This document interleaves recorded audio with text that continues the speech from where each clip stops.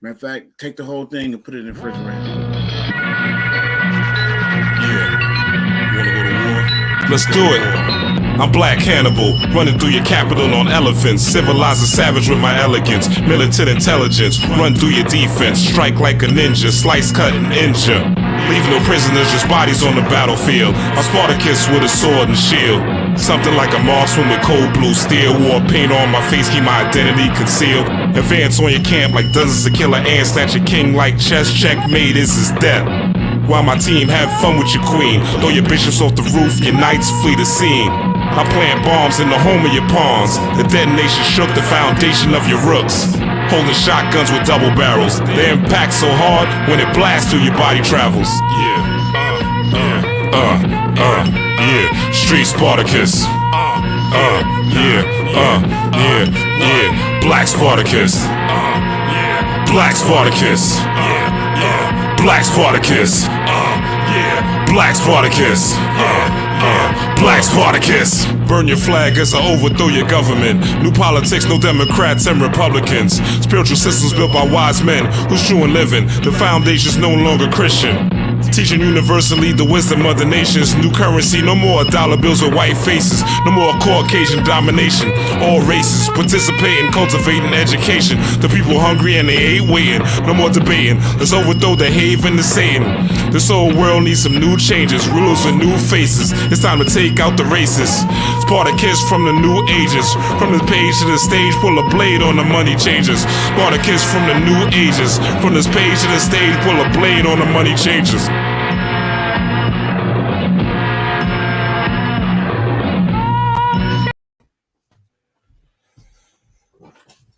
Peace, power, prosperity. Rob Blackstorm, I am here. Long time no see. Shout out to everyone who was in the building, who was coming in the building, who is going to be watching this on the replay. All right. We got a special show for you tonight. I'm very excited about this one. We're going to be talking about, obviously, Black Panther, Wakanda Forever, right? We're going to be talking and delving into spoilers, right? There's going to be an esoteric understanding, and there's a lot to unpack in this particular film. There's a lot of symbolism, a lot of messages, right? And I'm going to bring in my special guest, my favorite guy in the world to decode with, my favorite guy in the world to, one of my favorite guys to build with. I hit him with questions behind the scenes. This guy is a king. He is the professor. So welcome the Professor Michael Bell. Welcome, Peace. Professor. Peace. Good to have you. All right. So I guess we should start, right? Mm-hmm. So I guess let's do a quick, so when I saw this movie, right, just to set the tone, this movie is another Sekhmet story. Mm-hmm. To me, it's a continuation of the Woman King, and it is the rising of Sekhmet and turning Sekhmet into Bast using Kundalini energy. What do you think? Just to give an overview. No, I can definitely agree with that. It's something I've been saying a lot, to those in my inner circle, more or less, is that what we see is like brothers like Uncle Bobby Hemmett. He was decades in advance. This is the time he was talking about. You know what I'm saying? And so what you see, I know a lot of people got theories about Chadwick Boseman, and a lot of people are against what we see as that rise of the feminine, right? But in all things, there's a striving for balance, right? And so you kind of got to look at it like, say you were in a ship and it was leaning too far to one side, it would take an extreme turning of that wheel to get it back balanced. So I think that's what we're seeing. But in terms of the Sekhmet, remember that one story about her where she was forced to be fed blood, right, in order to stop her quench her thirst. Yeah, that applies to this movie. Yes, hands down. And so and I'll tell you what caught me while we talking Kemet. I don't know why I didn't really trip before, but the whole Wakanda Forever, this whole movement, that's pharaonic. You know what I'm saying? And so it really it didn't really sink into me until the beginning of the movie when we saw them raise Chadwick Boseman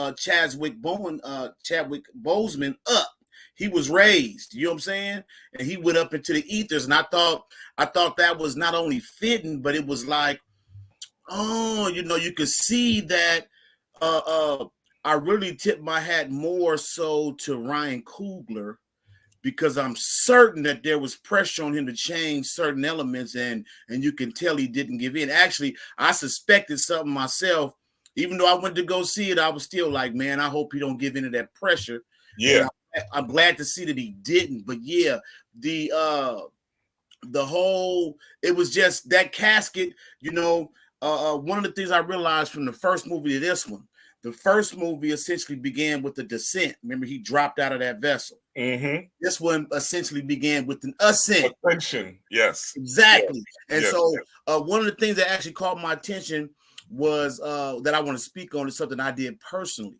Once I got on this path and I knew how to use the tools available to put in work, one of the first things I did was I raised up the light of everybody in my circle that I knew of that had passed away.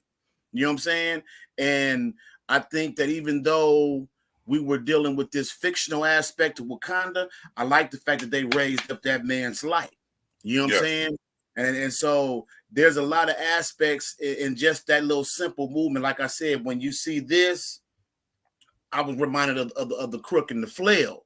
You know what I'm saying? Yeah.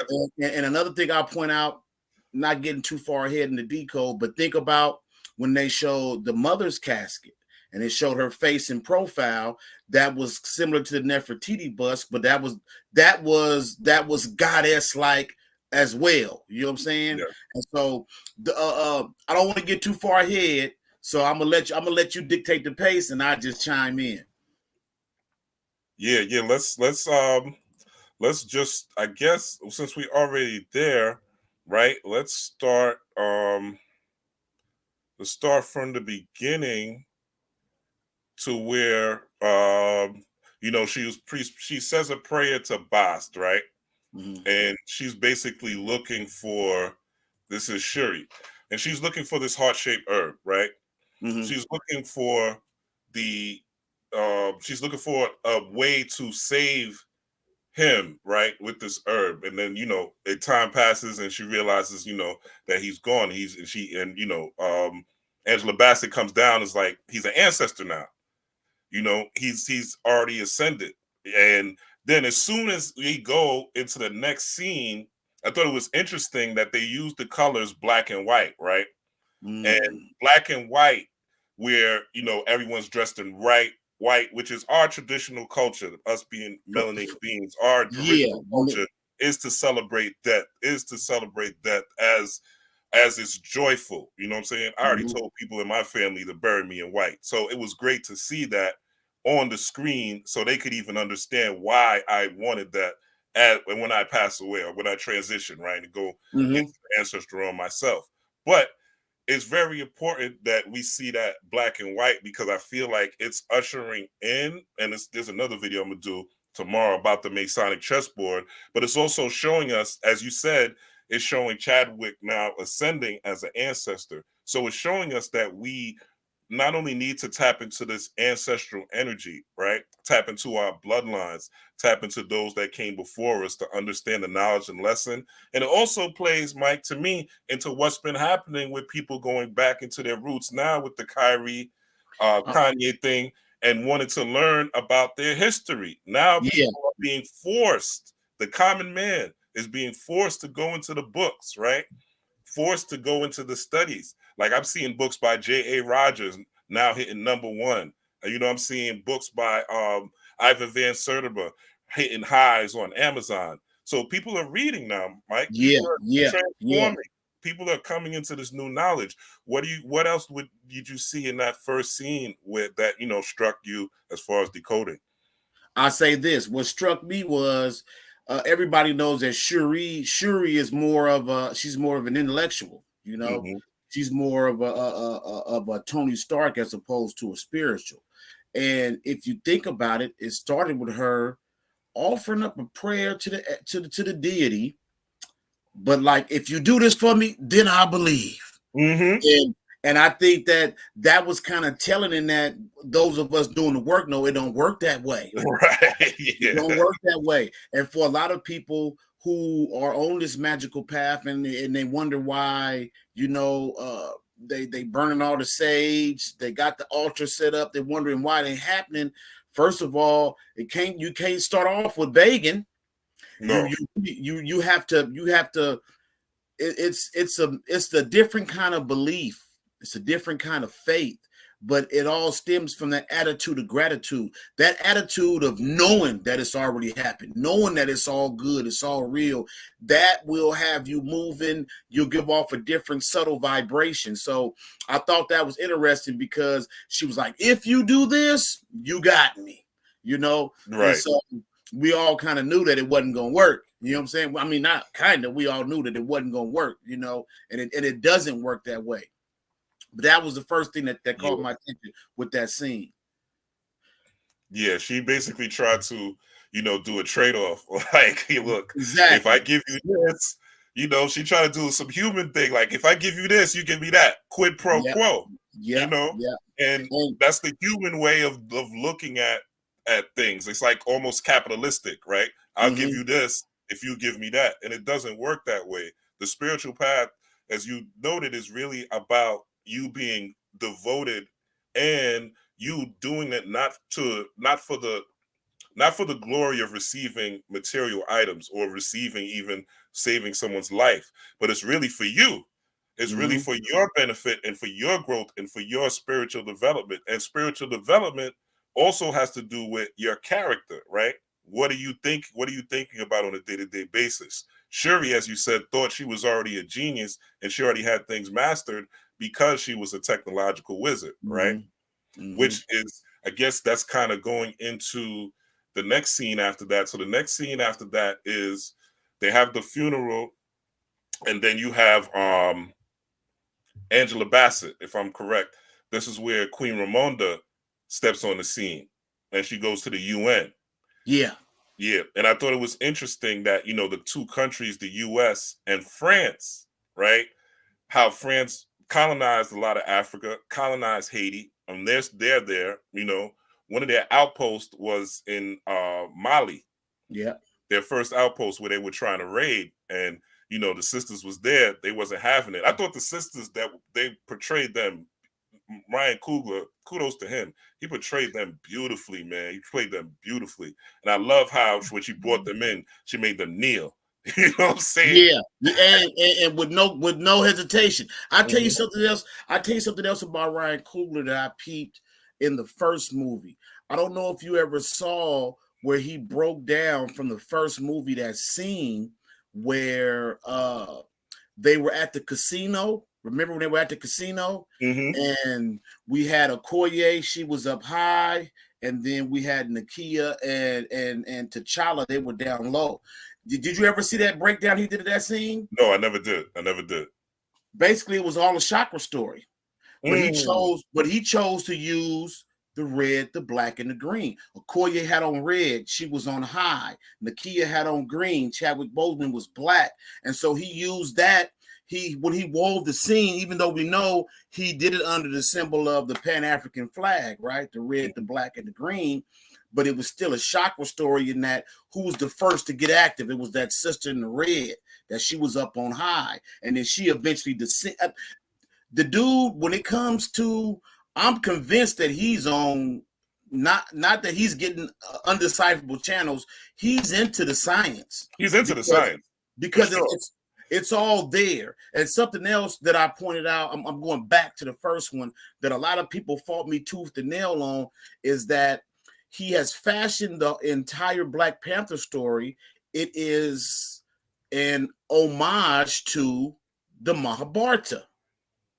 And the reason why I say that, What's the Mahabharata for those who don't know? Okay, the Mahabharata, that is the Hindu story where it was Arjuna, and he was dealing with his deity, Vishnu, and he had to go to war. Then this applies more so to the first one, but I saw bits and pieces of it here, and I'll explain to you why. So Arjuna was forced to go to war against his own people, which is the whole story of the first Black Panther, right? Mm-hmm. And so Arjuna was like, number one, I don't want to do it because they're my peoples, and number two, I don't think I'm even worthy. And so Vishnu essentially walked Arjuna through this journey to explain to him why he had to go to war with these different aspects of himself. Now, in that first one, Forrest Whitaker's character, if anybody's familiar with the Mahabharata, Forrest Whitaker's character was the blind Dhritarashtra. And I say that was him because remember, Forrest Whitaker got that lazy eye, right? Mm-hmm. It's all good, bud. You don't got to report to me. I trust you. If you cleaned it up, it's all good. I poured it overflowed, so it's all good. All right. You can close the door. And I need to remember to pay attention to what I'm doing and stop letting the tongues overflow whenever it's all good, man. We all make mistakes. And so I'm back on the first. I'm gonna bring it into this one. Mm-hmm. And then in the Mahabharata, there were the 5 tribes. Those were the 5 tribes that are represented in Wakanda. Mm-hmm. And so the parallels were there. Most importantly, the beginning of each one thus far, first Black Panther in this one, we saw Okoye sitting in that stance with her hands out, essentially in the own position. Mm. And that's how she piloted the craft. You know what I'm saying? So I see in him either a supreme understanding of mythology, because that is the only story to tell. Every show we watch, whether it's a sitcom, reality TV, they're all a reflection of mythology. They're all based on orishas and deities, and like you said, which is the basis of mythology. Yeah, that's the only story to tell. Even with as they say in the movie Haiti, right? Haiti being introduced, that's the orishas right there. You know what I'm saying? oh, definitely, and definitely laid the groundwork for number 3, without getting too far ahead, for the seeds of rebellion against the colonizers. Right. So I'm not gonna get too far on that, but I just wanted to say, I just wanted to point out the prominence of the conch shell. Now, remember, in the first Black Panther, it was old boy from Get Out. He blew the ram's horn, right? Mm-hmm. That's similar to the conch shell that plays a big part in the Mahabharata, and we saw it again play out in this one, which I won't go. We'll get to it when we get to it. But I just wanted to point that out in terms of what I feel as though it shows the masterful work and way Ryan Coogler is weaving mythology and spirituality into these stories, because you can best believe that studio probably wanted to hold you can. Okay, there's nothing I want to say. You can believe that studio wanted the CGI Chadwick Boseman. Yes, I'm sure. You know they did. Now I've seen people online saying, man, Superman, they didn't had a bunch of people be Superman, a bunch of people be Batman. And see, I feel as though that's the part of our problem, is that we continue to compare success in terms of vying with them. Mm-hmm. No, this was dope.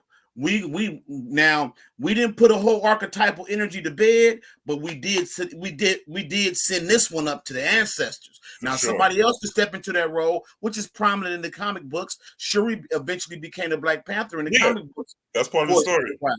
So, but I just want to point out how I've seen those people saying, well, it's been 7 different Batmans. It's been different Supermans. Why they got to do us like that? No, we're not going to compare our story to his story.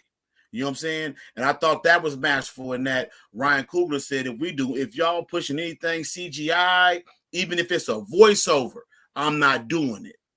You know what I'm saying? And so I just hope that anybody listening appreciate that fact, because we all want to see our story being told, right? Well, we actually got somebody that's not a Tyler Perry, because everybody's mixed about Tyler Perry and, well, he Black, but he's this, and he got people in dresses. True enough. Right. But what I'm saying is, we finally got somebody who appears to have a grasp of spirituality and mythology, and has the wherewithal and the presence to stay the course and not be led left or right. Because I'll be honest and say this out loud. Not that I had a problem with the character in the series who had the little short knives. Remember her? Mm-hmm. Yes. Well, that's the transgender. Yes. So I really thought, and not me being negative, but what everybody was saying, y'all ain't even figured out who will be the Black Panther. I really hold up. I said yes, but I didn't really grasp it. That was a me and my boys. That's a transmission. Yes. Wow. Yeah. I didn't know that. So I'm gonna say this: masterful job of acting. I can't take that away. Yeah. Did that. But what I secretly thought was, when everybody was saying, like, the actress who played Shuri, and everybody was saying Lupita and Gongo, they was all saying, y'all don't even know who's gonna be the Black Panther, right? It was throwing everybody off. And I said to myself, with the agenda being pushed today, I said, man, I hope that man don't give in to that. Right. Because again, you know me. I don't care what anybody does on an individual level. Likewise.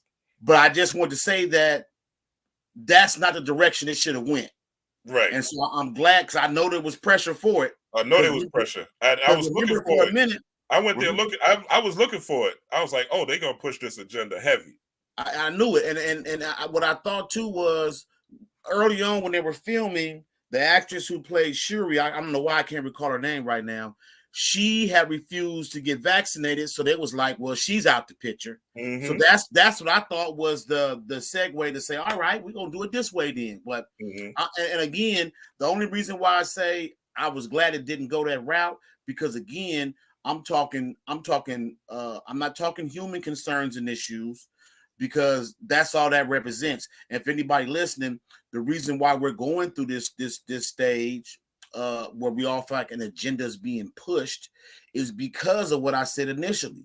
It's like the only way to get back in balance is going to take a strong push to the other side. So yes, we get an usher into the other feminine, but we're also going to get a huge dose of what we should know as an androgynous energy, right? Even though this is being attempted to be manifested in the physical, which it shouldn't be, right? But it happens in the spiritual, and it trickles down to us, and it has to mirror as best it could that archetype. So I get it, but I was really suspecting that something was going to happen, and it was going to somehow mess it up. And so I know a lot of us were thinking, it's going to be fucked up. I can literally say, and then we can get back on track. I can literally say that this one, I won't even say it was better. It was just as good. And that's hard. That's hard because everybody's aware of what we call the sophomore jinx, right? Especially in series. Everybody knows first one's the best. Second one always suck. So they always say. You go to any movie series, first one was bomb, second one never holds a candle to it. So for it to be just as good, in my opinion, I gave it 2 thumbs up. You know what I'm saying? And I also want to say, before we get any further, I also appreciated the fact that they did things in that movie that you haven't seen done. Like when, in the beginning, they had that moment of silence for Chadwick Boseman, right? And then they did it before with the Marvel letters, where Stan Lee passed, everything was a scene of him. But combined that with that moment of silence, that was big, because movies are about auditory sensation. You get bombarded with sounds, some of them even on a subliminal level. Not that I'm saying nothing was embedded in that what we thought was silence, but the mere fact that, because the people who almost make just as much as the actors, the people who do the sound, the score. Yes. And so for them to have that moment of silence, I want to say it was about 60 seconds. That was big. And I hope that people recognize as much, because to be honest with you, that touched me more than any other tributes they did during the movie to him as a person, not as a fictional character. You know what I'm saying? Real quick, not to interrupt your wisdom, but to add on to it. Did you see during that 60 seconds when the Marvel logo, and they were basically commemorating Chadwick, right? or Mm-hmm. commemorating the energy of the Black Panther, which is the energy of Ba'ast, right? Mm-hmm. Which is basically the regal. When you see the reason why the Cometians or the Egyptians, they kept the house cats close to the throne. You always see them when you see pictures of these stels with them and the hieroglyphs with them having these house cats close, because of the ability of the cat. They have the vision in darkness. Their enhanced vision in darkness. They're able to see, I think it's like 7 to 11 times the depth, way deeper than a human. So literally, cats can see spirits, right? Cats can see within the spiritual realm. So that's what the cat and Boss represent. Also, Boss representing that regal aspect, which Chadwick Boseman represented it, to that person of high character, high morality, nobility, which you'll see in a cat as well, right? You see cats doing their own thing. You see the way a cat licks itself. You see the cats move how they want to move. They move independently, which is how the nation of Wakanda moved. They moved independently. They did what they wanted to do, right? They took care of themselves. So that energy was recharged, but also in that scene, you'll see Boss. You see, not Boss, I'm sorry, you see Sekhmet on the bottom right, real quick. There's a Sekhmet that is on the bottom. You gotta literally like. Oh, I missed that. I missed that. Like maybe a second, right? It's Sekhmet pop. You know how they have the little words or whatever when they pull up the Marvel logo, and you see Sekhmet right there. And it's also a continuation, like I said earlier, from the Woman King story. That same Sekhmet energy is being carried on, and as you said, the androgyny, right, is necessary because what do people?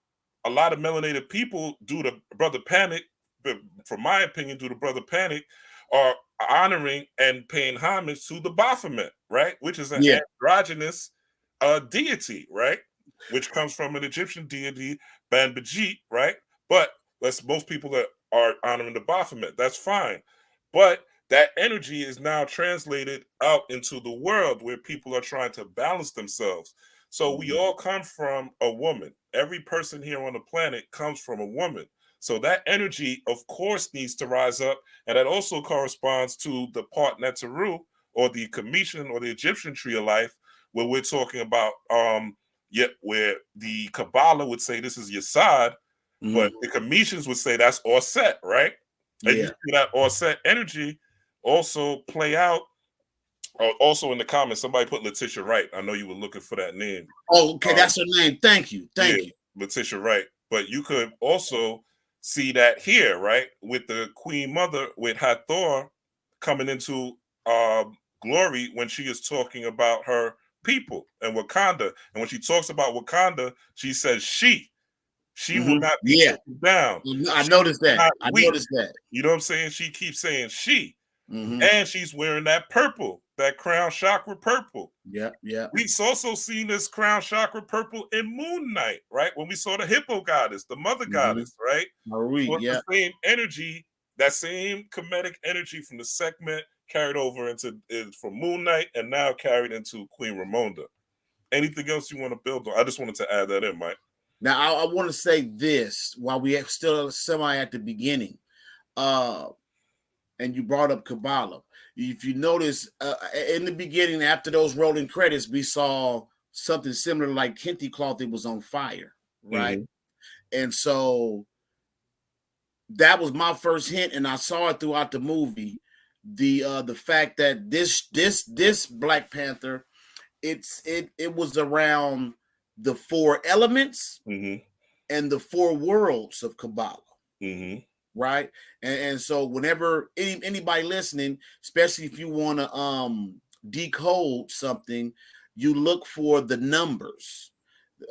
3 would be like 3 you could take to be pineal, pituitary, hypothalamus, the 3 parts of man, the 3 brains of man. You look for these numbers 3, but wherever there's 3, there's always a 4th. So if you see something and there's 3, you could almost just automatically search for the fourth hidden.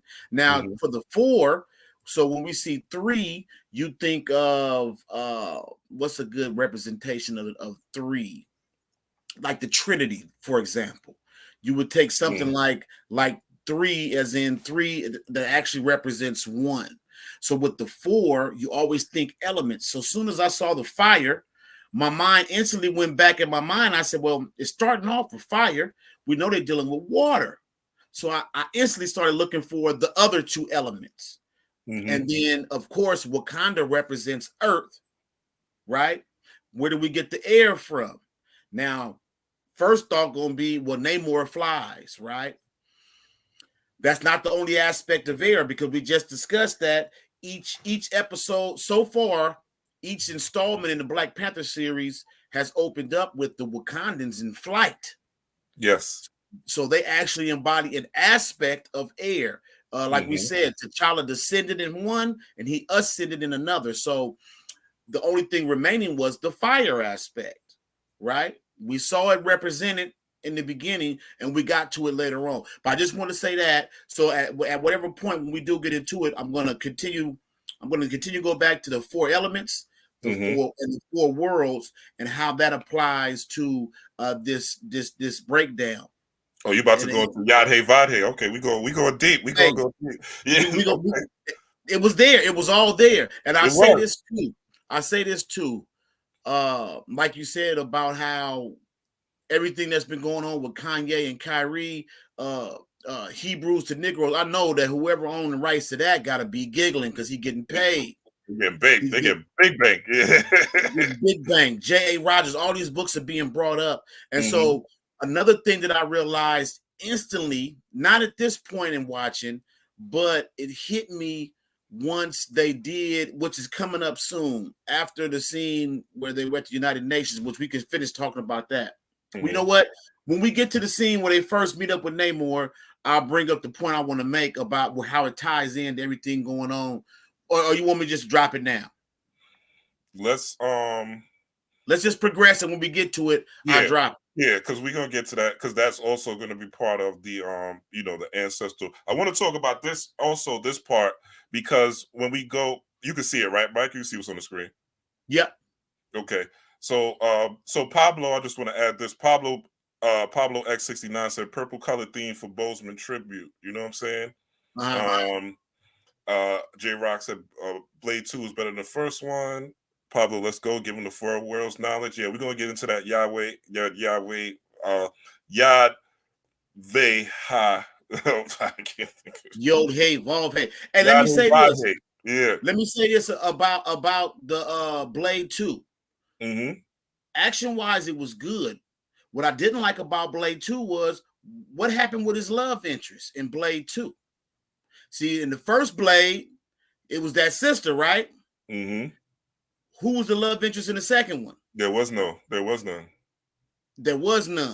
Yeah, so right. in a way they removed, and then in the following Blade, it was the white girl. Or was she Spanish? See, I think she was white, if I remember. She was white. So if you see Blade 1, even though I want them fitted in there, it doesn't stand up to Blade 2, doesn't stand up to Blade 1 because they removed his balance. They removed we had our sword where it was all set. Right. You know what I'm saying? And so we were left again with imbalance. But I feel you though, because I love the Blade series. I love the fact that the brother Ali that they got working on it now, I think he's gonna do it justice. But I gotta say that Blade doesn't fit in that they removed that aspect, and it was almost like in that instance that they realized how powerful that combination was. So in the second one, we still got a powerful Blade, a powerful Daywalker, but they removed that aspect on the screen. But I feel you though. I feel that. Yeah, Junkyard Jedi said the sequel and movie series represents the middle pillar. I could see that. Yeah, I can dig that. I can dig that. Junkyard Jedi. I definitely see it, and maybe that's why so many people are asleep on the second ones because everybody's looking for more of what we just saw. Which you already had, right? But in the middle pillar, you're not going to get that extremity. You're going to get the balance, and usually it's going to take the third to truly provide that balance. But I can feel you. And I've never thought about that in terms of movies, that the sequel, the second movie is usually that middle path. And that's why it makes perfect sense. So thank you for that, Jim. Thank you for that. Yeah, because and also, dealing with the theme of this movie, death and transformation, being that it's in Scorpio season, that's what the Mhm, middle pill is really about, mhm, going mhm. from Yod to what you call it to well, see, I I have a comedic perspective, but that would be Heru would be Tiferet, and then going from Tiferet to Dot, and then going from Dot to Ein Sof. So that's all Okay. the transformational process, that middle pillar Mhm, process. mhm, So it makes mhm. sense. Also, in this part that we have up here is, they poured libations. Like that's how it started. After they rolled the little credits, the first thing they did was they poured libations to Mhm. Chadwick, right? They poured libations to the Black Panther character. And that's something that, we see in the hood where they talk about, pour out a little liquor for my Yeah. homies. You know what I'm saying? And, we do these cultural things unconsciously, right? We don't even think about it. We don't even realize that it's part of culture. But when somebody dies, what do? Like you said, we Yeah. light the candles, right? We bring the four elements, the candles. You could bring a teddy bear, flowers, whatever, representing the earth element. You got the fire element, right? And then you got the water element with the wax, right? And then you got the air element just from the breeze and the wind moving, or the spirit of the ancestors moving. So when you are pouring these libations or pouring out a little liquor, you're actually honoring your ancestors. And this is something that, we want to get into practice and get into doing, not only, just for new moons or 11 Yeah. 11 days, but when we want to go into communication or go into meditation and visit and communicate with them, spirituality is on Wi-Fi right now. Yeah. So it's very easy, especially now during these times. We just had the Day of the Dead. We're in the dark of winter. This is now the time where the ancestors are lit and they're ready, Mhm. and they're ready for war. And you could tell by what's happening in the media. It's a very warlike situation where people are telling you what you can't say, what you can't do, right? Or what you can and can do, and people are bucking. They're like, nah, you know what I'm saying? Wakanda forever. We gonna Yeah. transform this shit. Yeah. We're gonna X out that bullshit and we go into the next level, which goes into, where we're gonna go into Namor. Anything go ahead, Mike. Now, what I did want to say, once you mentioned Scorpio season, what we got to realize too is that Scorpio, Virgo, in between the two is Libra, the scales. Mm-hmm. Libra, because there's the day side to the zodiac, and there's a night side. Libra actually rides that line. That's why, actually, there are old astrological star charts that show the scales of Libra as the claws of Scorpio. So the two pans are actually in the balance. But I like to think that, because if you think about the symbol for Virgo and you think about the symbol for Scorpio, they both have that M shape, right? And then at the bottom, one has the little fish and one has the little, like, the arrow. But how I always look at it is that Libra balances those two, light into darkness. You know what I'm saying? That's what's weighing on those scales. And I think that was apparent in the movie, in that Chadwick, or T'Challa, represented the light, and then we see and hear that Shuri, she was on the road to a darkness. Mm-hmm. And I just, well, that's all I want to bring up. Yeah, yeah. So okay, so we have that now. So they went through so let's remove this. So they went through, so they had this session with the United Nations, told them to back off, we ain't playing. Good luck with finding more. She was like, good luck. You know what I'm saying? We're trying to find more vibranium, right? And she declared an act of war. Next And time y'all try it, the next uh, time y'all fuck around, I'm you know, hey, you gonna find out. Yeah. you're gonna feel our power, you're gonna feel our strength, right? So then I thought another interesting part is when they went into Wakanda, right? Went back into Wakanda. In the first Black Panther, right? The sun was, I believe the sun was The rising. sun was rising. The Yep. sun was rising. And like you said, they did the mudras in order to get into Wakanda. When the sun was setting, right, which is the theme of the sun setting on Wakanda because of what they went through later in the movie with Namor, but also with them playing the The the drum. drum pattern, the drum or the djembe, right? Them playing the drum pattern in water, right? Yeah. And they were over a river, water, right? Showing that transformation, or also that middle pillar, as Junkyard Jedi was saying, that transformation and how it has to be in the blood. You know what I'm saying? How it has to be not on you, but in you in order to open it up to that, you could call it that wokeness, Wakanda, right? To open up that third eye, but it has to be part of the blood. And it is also part of that Kundalini essence, or that essence of sexual or sacral energy. Another point I forgot to bring out is the sacral theme, or the secretion, right? Sacral, the secret of the secretion, that energy that is within us, or that endocrine system movement is also, when you see Shuri in that scene when she's trying to figure out how to save Chap, or how to save her brother, right? She has on orange, right? Representing this, she has on an orange. I said, oh shit, they're not even hiding, right? She has an orange shirt representing the sacral chakra.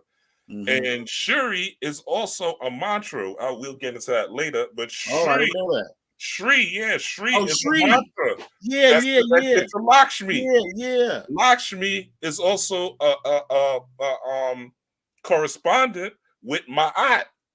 You know what I'm saying? So it was essentially a story. Ma'at is what? Truth, balance, right? Love.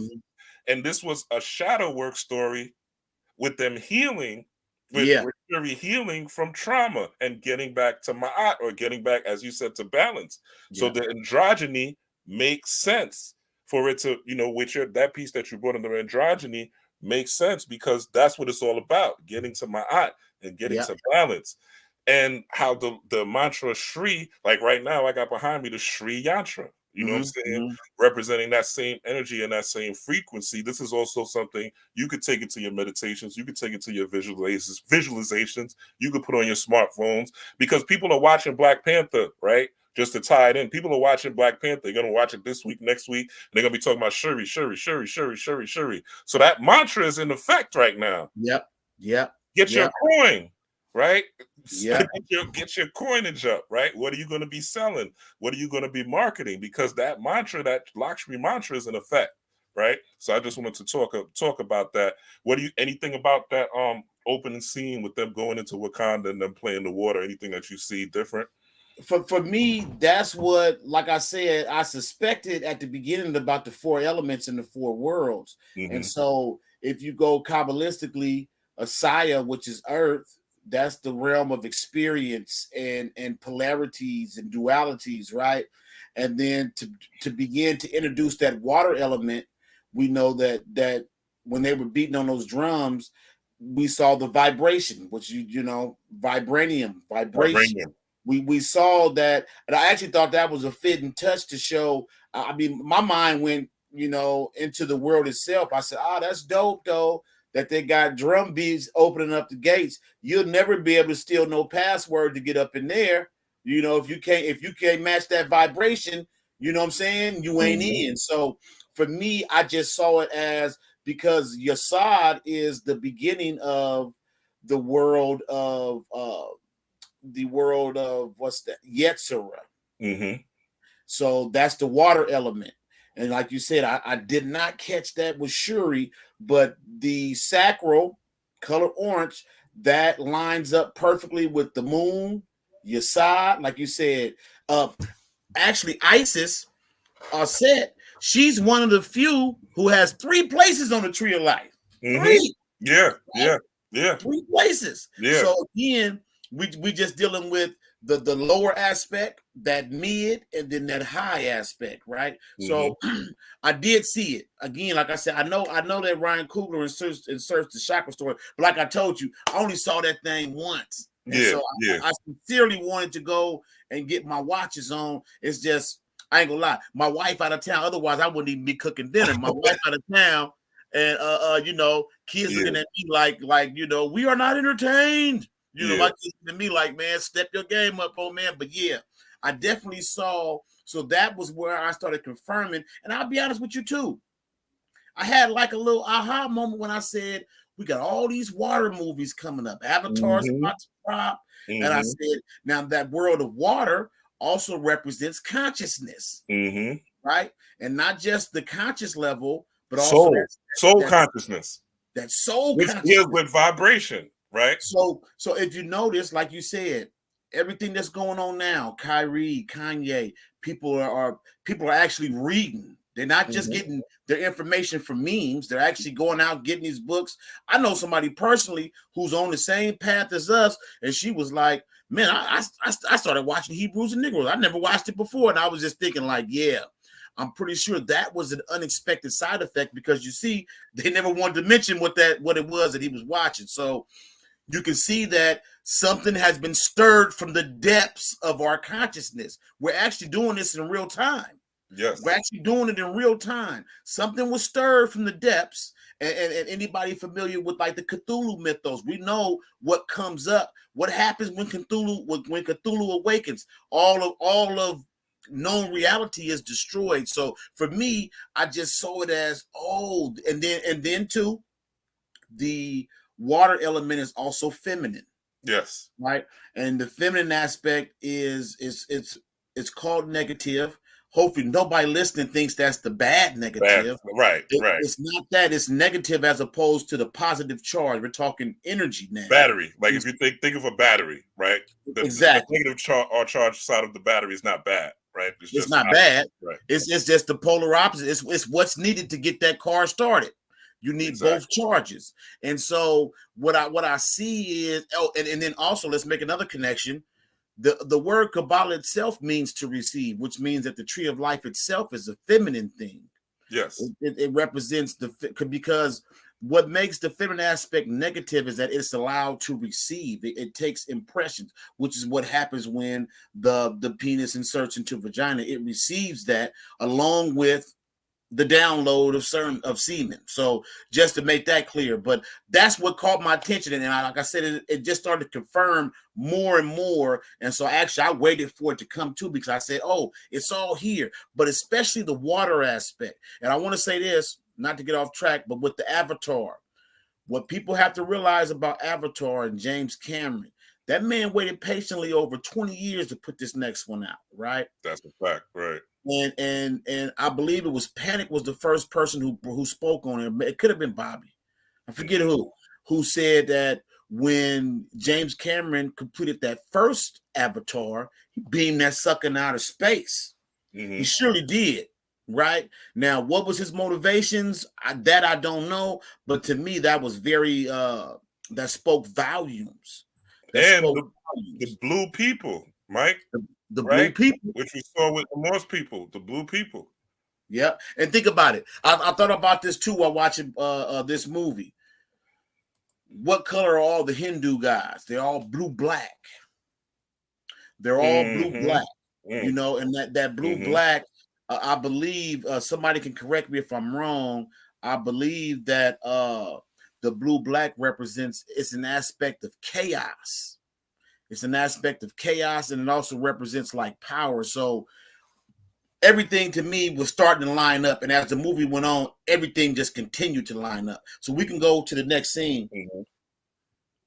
Yeah, so the next scene, they go into Wakanda. So the next scene is when they tried to mess with Namor, if I remember correctly, when they tried to mess with Namor, when they went into the ocean, and they had the ship, and they were looking for you had the vibranium finder. They were looking for the vibranium finder, and the interesting thing about that was the vibranium finder was something that Ironheart created. You know what I'm saying? That she didn't create it, but she had a hand in it, right? Which that was her thesis. That was her thesis. That was her thesis, right? I think to me, being that she said it was via metallurgy, she was representing the feminine aspect of Ogun, right? The feminine aspect of Ogun, because she was working with that hammer, right? She was knocking that metal into place. Damn right. Damn and right. She was a warrior, you know. Also, from the Iron Man aspect, I was like, oh, her suit is different, right? I know I'm going a little further, but I was like, her suit doesn't have the same colors, right? Because Iron Man, if you watch Black Adam, right, you see Iron Man and Hawkman have the same colors, that red, right, that crimson and that gold. and they were both operatives of the government, right? They were both operatives of the United States military. In this one, she was red and white, right? Which was a departure from that whole government military aspect. Now, I don't know what they're going to do with her in the Disney Plus series, but I thought that was interesting that she was the one that actually created or helped create, wrote a thesis that helped create that vibranium finder. But also on the ship, they had the ship, how they were using sirens, right? Mythology of sirens to have the people falling off the boat. We've seen that also in the Matrix, the new Matrix that they had. Remember the people that were falling out the window, right? Oh, yeah. And what you call it was just falling out the window. And we see people, right? What's been happening since 2020 up until earlier this year, and still to a certain degree, where people were falling for the bull, right? For the bull jab, and for this propaganda that's been given to us, and people just listening to this and being scared, right? And they basically falling into the water, right? Falling into someone else's ideas or someone else's subconscious thoughts. Got straight sidetracked from what they had plans on doing. Yep. Yep. And and this was basically him showing up as Kukula Khan, and also showing that he represented that he wasn't to be played with. He had that serpentine. To me, he was like that serpentine Quetzalcoatl, but also the Leviathan energy, right? Scorpio season is one of the quote unquote demons or daemons is Leviathan for this season. So I thought it was interesting how that all turned out. What do you think about that scene? Yeah. I think that in terms of an introduction, I believe that it set the tone, especially like I say, in terms of something being stirred from the depths, because we saw how far down they went. We saw how far down they went just to even get to that point. And then, like I said, for me, that's what kind of came to my mind when I said about something was awakened from the depths. You know what I'm saying?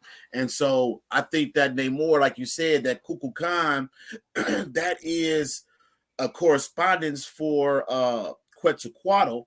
Now I take you a step further. The brother Dika Butler in his book, the homie, right? And the homie and modern Dahomey, I should say. Yes. He broke down that rainbow serpent. Did you get a chance to read his book yet? Yeah, Dan. The rainbow serpent Dan, which corresponds to Quetzalcoatl, which corresponds to Orunmila. Right. And which also applies to the lion-headed Baphomet on the serpent's body. Right. So again, I think that like we started off talking about that androgyny, that same energy was all there. And again, we only have these different degrees of correspondence because everybody gravitates towards something else. What I appreciated about Adika Butler's book was it was able to draw my attention back to something more primal. And so I think that is in the end what Namor represented was that primal energy.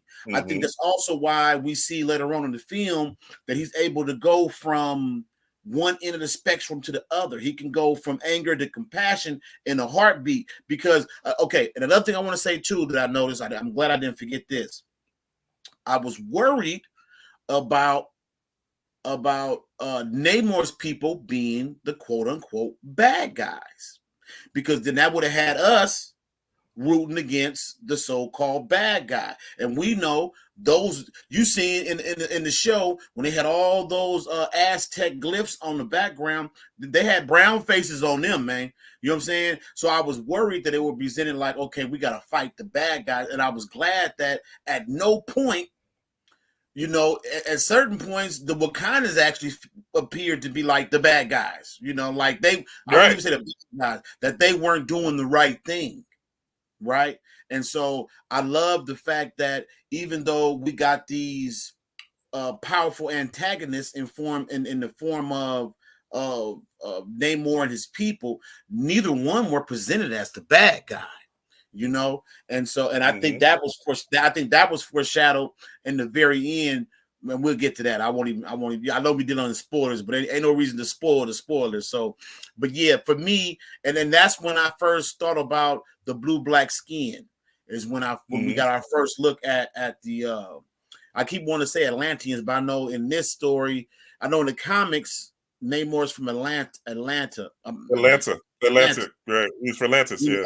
Yeah. So I know now they have him off the coast of Yucatan for the Mayan Empire, which to me is just as, you know, Quetzalcoatl, he's a god, they compare him to a Christ, to a Tiferet figure, but he sailed off into the ocean, and you know, some say you know, he went to Lemuria, you know. And so it was all there. I just like the fact that we saw, and actually the fact that they use, I want to say this now too, the fact that we saw two indigenous cultures, right? And we kind of saw, I don't want to get too far ahead of myself, but just keep in mind though, now, I just want to say the differences we see, because the whole mythos of the Black Panther is what would have happened to Black people if they hadn't been interrupted by the colonizers. Right. Now we see the Namor and his people, the Tilocan, we see them as opposed to what happened when you push back against them and then get back to your roots. So I feel like it showed two sides of the same coin. And I love that this is being put out there so that we can see, like I was saying earlier about the Superman thing, man, they had different Supermans. How come we couldn't get a different? We're not comparing ourselves to them. We're watching the story of, we're watching a what if. What if we were untouched by that aspect? Or what if we were touched, pushed back, and then still managed to keep our cultural identity, which is what the Tilakan, that's what they represented for me. Yes. They definitely represent I got some spam. Hold up. Let me block this person. But they yeah, to me also the Namor or Namor, also he represented to me the spine, right?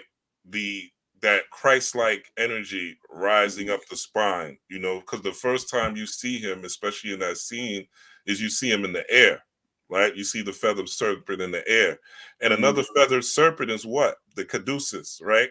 Yeah. The caduceus, the two intertwining snakes. And then at the top is the feather, right? Which represents that Kundalini awakening, or that the rising of spiritual energy and spiritual knowledge, right? And spiritual intuition, most importantly. Now, like you said, and he had the lion head, right?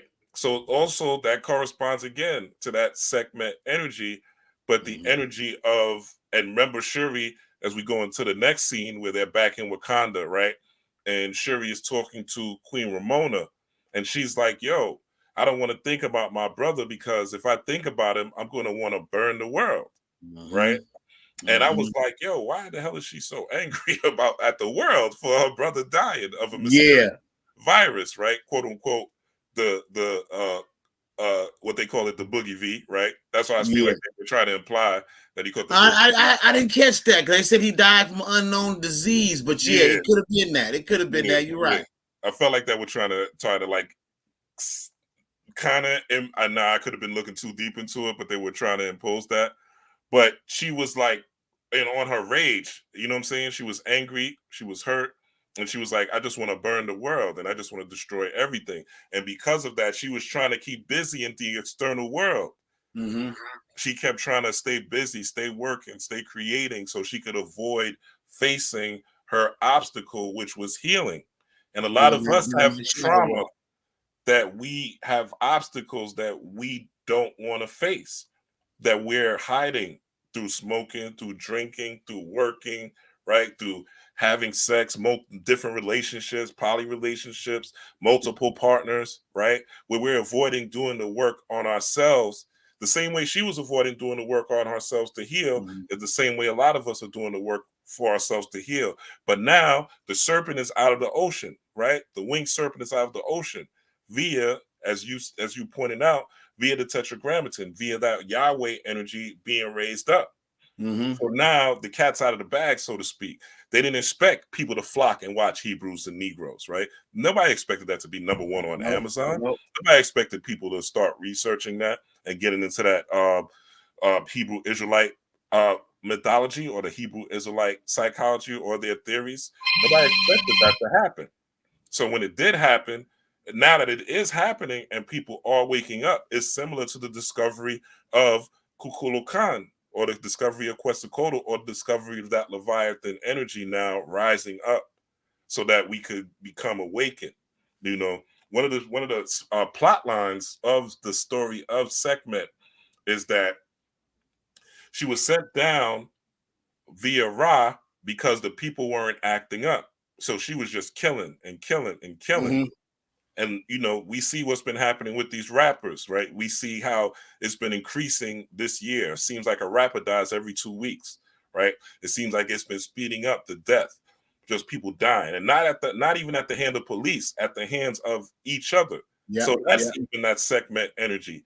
And the story is when Ross sent her down to kill and murder, right? It was because the people weren't living up according to their highest standards, up according to their highest stealth, up according to their feathered serpent or that rising of the Caducees. Mm-hmm. So now, right, the blood. So in order for Ra to stop Sekhmet from killing, Ra had to pour pomegranate in the Nile and make it in pomegranate in the Nile to make it seem like it was more blood, which is what Sekhmet likes, and put some alcohol in it so that boom, she could fall asleep. And then when she woke up, she met Ptah, the divine potter, right? Mm-hmm. And the potter of Ptah is not a potter of the hands; it's a potter of the mind. It's the potter of the speech, right? It's not a pottery. That's why when they get the Oscar, you see that blue crown on top of the head because it's all about the third eye and being creative and then channeling that energy up into the throat chakra, right? Which is another blue chakra.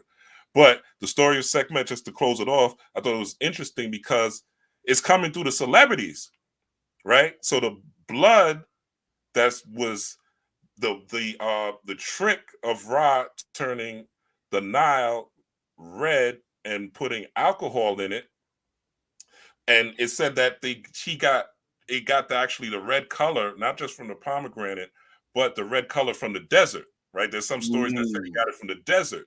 So what is the desert? These celebrities, right? These supposed dead people that are rising up, that are saying, nah, we're not having this. No, we're not going to take this. No, look at what companies Nike are doing. Look at Adidas being exposed by being, I didn't know Adidas had Nazi ties. I had no idea. Now the world knows. You know what I'm saying? I had no idea, but now the world knows. So all these things that are being exposed now is a rising of that Kundalini energy. So and that Sekhmet energy of basically the trick, right? Of that knowledge coming from sources that we didn't expect, right? I knew that black people were Hebrews from since 125th days when they were on the street and people was with the Bible and read, you know what I'm saying? 14, 15, you know, and studying that and being a God body, nation of gods of earth. But you realize the masses don't know it. And the way the masses are learning it is through people that's supposedly from the desert, people that are supposedly not quote unquote woke. They're not spiritual teachers. They're not philosophers. They're not scholars. They're just regular people that are trying to learn. And because of that, it is spreading to the masses. And you're going to see more and more of that as these movies come out and as this theme of water, because we are people. And I thought it was interesting, again, to add on how the Woman King ended with a battle right by water, right? They were battling right by the water at the end, where they started killing the Caucasian and fighting everybody, right? Right by the water. And then this one picks up again with them pouring the libation with the water and with them going into Wakanda, going through the water, and also with Namor rising again from the water. And you know what? I want to say this too. The scene we had now, when Namor rises out the water, you remember the first thing he said? When he met them in that's the next scene when he met them in what you call it. Because Ramonda was just, matter of fact, part of what I was also mad about, she was just about to drop a ritual on us. Yes. She was like, yeah, I came out here and I put together a ritual. I'm going to put you up on game. So I was actually like, oh, let's see what this ritual about. Right. When Namor stepped out the water, he said, my mother told me stories about this. So what I found interesting, because in the preceding scene after this one, even though I'm not going to jump to it, I just want to bring this, tie this in while we're talking about these celebrities. Yeah, we might as well start jumping, because I think we almost we're an hour in, so I don't want to. Okay, we can start jumping. Be like 3 hours, so yeah, we just gonna jump. Fuck it. Okay, this is what I wanted to say. I want to say it at the beginning, but I didn't want to get too far ahead. Yeah, go ahead. That was a very critical scene, and I'm pretty sure it slipped on a lot of people's radar. The Wakandans were just as much a mystery and a mythology to the Talokan as in this version of Wakanda, they had no idea, right? This is showing that these were two indigenous peoples. This is us. Just like how you said, man, I've been knew we the original Hebrews. Anybody that's been about they salt and been studying, you should have known that them Native and Central Americans were us too. And so what I want to point out is that what's recently going on with Kyrie and Kanye, in a way, I kind of felt like it was a trap, because now we got people who are like, even though I know it's a part of the progress, because I went through the same progression when I was in my not early teens, when I was like 18, 19. And I came to this realization, because, we talked about it before, I grew up a Jehovah's Witness. So honestly, I grew up thinking I was a Gentile. We all did. Both, I grew up Jehovah's Witness too, so we both thought the same thing, right? Facts. So when I got 18, 19, and I learned, man, we the original people, I was pissed. And I instantly began to study. So what I saw going on now, I said, this is going to be actually, this awakening is going to prove to be a trap for some people. And then this movie comes out, and it helped me to be able to verbalize it, because I didn't say anything up till now. But now I can say, look at this, look at what we just saw. We had these Mesoamericans and we got Wakanda, right? And what was the first thing that Okoye said? What? They got vibranium? This ruined my childhood. I thought we was the chosen people. Right. And she said these stories were seared in my head. Yeah, I can come on, like Jesus walking on water, Noah's Ark. These are stories I was told when I was a child. But what people got to understand is that we are not just Hebrews. We are not just natives of Northern America. We are from every corner of this, every strip of land. And the thing about it is, once upon a time, it's changing now, but once upon a time, you could go to an isolated island. Like, take, for instance, an island like Hawaii. When they finally took pictures there, now you don't see it anymore.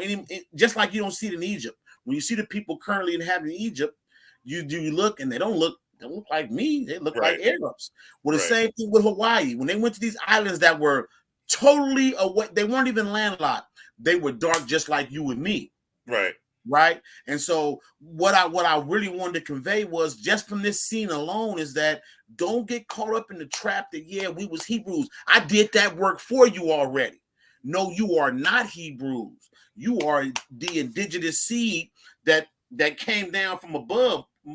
In all likelihood, we seeded this planet. Earth is not even our turf. We just been here and took over it. And actually, that's part of a working theory that I have too, is that the reason why you don't see as many dark melanated people anymore, because we've been here too long. It's time to transition and move on. And we discussed this before one time. I actually think that we started to be in everybody else's way. We turned into the gooch from different strokes. We these bullies in the sandbox. We need to take to the stars and get up out of their way. And I think that what's happening is just like a natural progression. So I see it happening. But just to tie it all in, I thought that was a dope way to put it. Like, somebody else got vibranium? That's like saying somebody else got melanin? I thought we don't supposed to have melanin. No.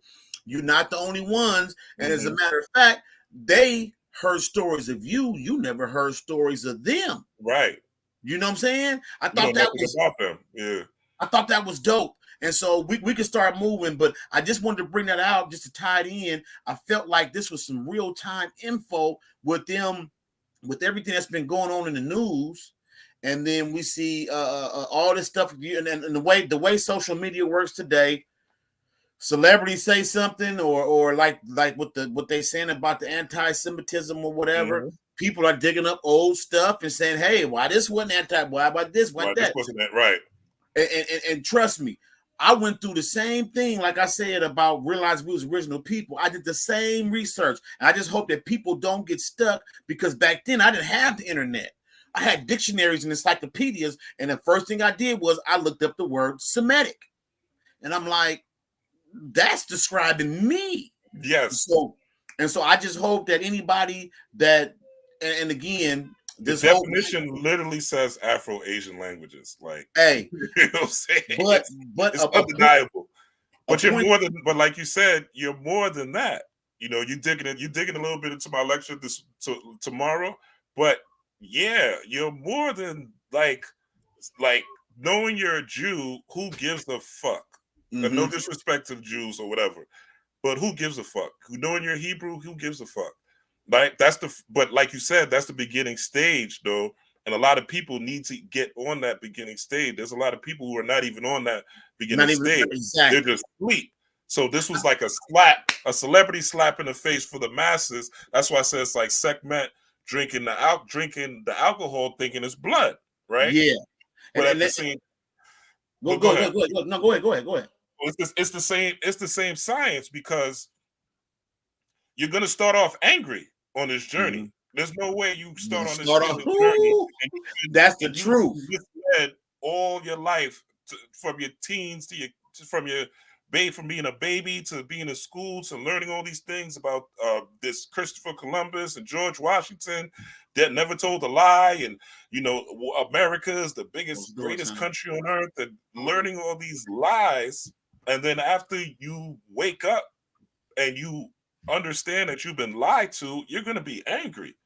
That's a natural progression, right? That's again that Sekhmet energy. You're going to be angry. You're going to want to kill everything. But you have to realize that anger is not the answer. And secondly, you have to realize Sekhmet has the Uraeus on the top of her head. So she has that same Kulukan, that snake energy on top of her head with a sun disk, right? So it's not, as I say, and as the rappers taught me, right, the great poets, it ain't where you from, it's where you at. So are you a God body here right now? Right? Yes. Right now, are you a God body? Do you possess the spirit of the divine? Do you possess the essence of everything that created everything on earth? All 700 trillion of your cells, all of your atoms that have been here since the beginning of time. Do you identify that or do you identify with simply a landmass? Right? Identify with a landmass is keeping you limited, right? Keeping you locked in. You can't grow. You're locked in to one frame of thinking when the world is vast and knowledge is vast. That's one thing I love about you and my brother Adika Butler, right? And myself, right? Because we're not locked into one thing. You know what I'm saying? I'm not locked in just Kemetic understanding, right? I study Gnosticism. I study all sorts of different things. Study the Bible. I look at the Zohar, right? I look at all sorts of different things. And I know you do too. Masonry, all different things. And the reason being is when you have a complete picture of world knowledge, you're able to now see things and have a perception of the world, of the universe even, right? Once you understand the cosmos and study cosmology, now your perspective is beyond here. Now you're really the winged serpent flying. One of the challenges that they had was fucking with Namor, and I noticed, and fucking with the two challenges. Namor, which both Ironheart, which was interesting, that Ironheart, or that Ogun energy, that justice energy, had to knock out, was the drone, right? Her first challenge was the drone. Then the second challenge was Namor and going to the heights that he was able to reach. You know what I'm saying? Because that's the height. When you cultivate this energy, when you cultivate this spiritual knowledge, when you start doing the spiritual work, there's different heights that you reach that puts you in a level to where your electromagnetic field is popping so much, you start bringing into things in yourself that in not only within yourself, but within the material world that you didn't even think was possible. Yeah. I want to say this too, real quick. Wakanda is an indigenous spirit from right here in North America. I don't know if most people know that. Was you up on that? Yeah. I was looking for something like that because I saw that when Wakanda Forever first came out in 2018, but I couldn't find a resource. So, but build on that because people need to know that there is a Wakanda here in America. Yeah. Yeah. It's a Native American spirit. I got it out of it's a Native American spirit. Yeah. It's a Native American spirit. I want to say like around Oklahoma somewhere. It's a book by J.F. Bearline called Parallel Myths. That's the first place where I heard it. I think it's J.F. Bearline, Bierlien. And in that book, that was the first place I ever came across it. And again, I came across that right before the first Wakanda, right? And so, that's another way where I feel like a lot of us get caught up because some people want to say, man, I didn't come from Africa. I was already here. True that. Man, I ain't from Africa. I'm a Hebrew. True that. And so again, just you want to have that bird's eye view. You want to be able to say, man, all this belongs to me. It all belongs to us. But we can, like you say, we can move forward. We can keep it moving. So I think after that, go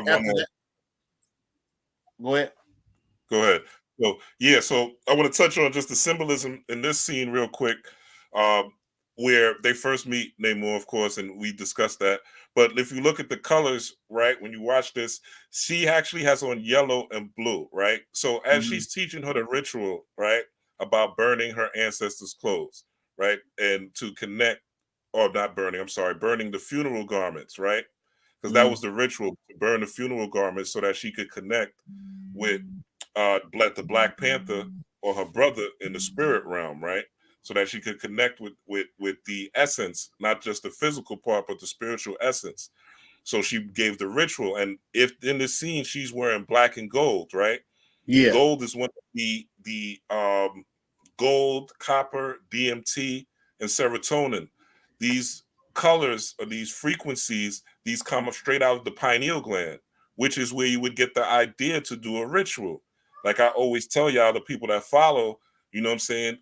Learn how to do your own rituals, right? Get into the knowledge of your own rituals. I never heard of this ritual, but this is a dope ritual, right? That Queen Ramona brought up. And if you look at Shuri, she's still dealing with how to deal with loss, how to deal with grief, and how to deal with shadow work.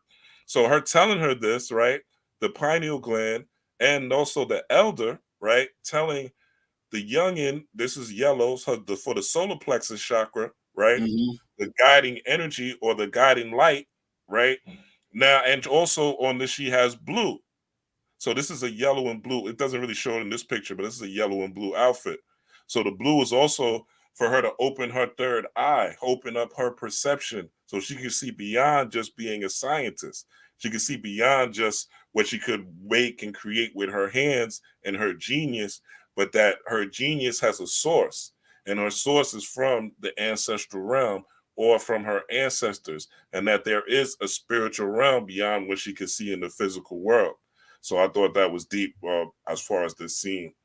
And you know what? I say this, even though I didn't catch the color, I can say this. It's significant that she has on yellow because actually, now in terms of chakras, you can actually astral project through any one of your chakras. A lot of people think that the lower three chakras are bad. Somebody they in their root. Oh, he in his root chakra.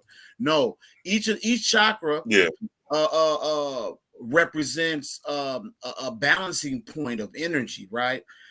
There's nothing wrong. The root chakra isn't any more negative or less holy than the crown chakra, which is what the mom represented with that silver hair, right?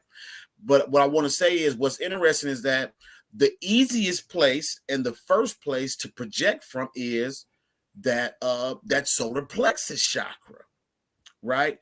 And that solar plexus chakra that falls around the age of, like, let me see, 0 to 7 is root, 8 to 14 is sacral, so 15 to like 21 youth, The beginnings of adulthood is that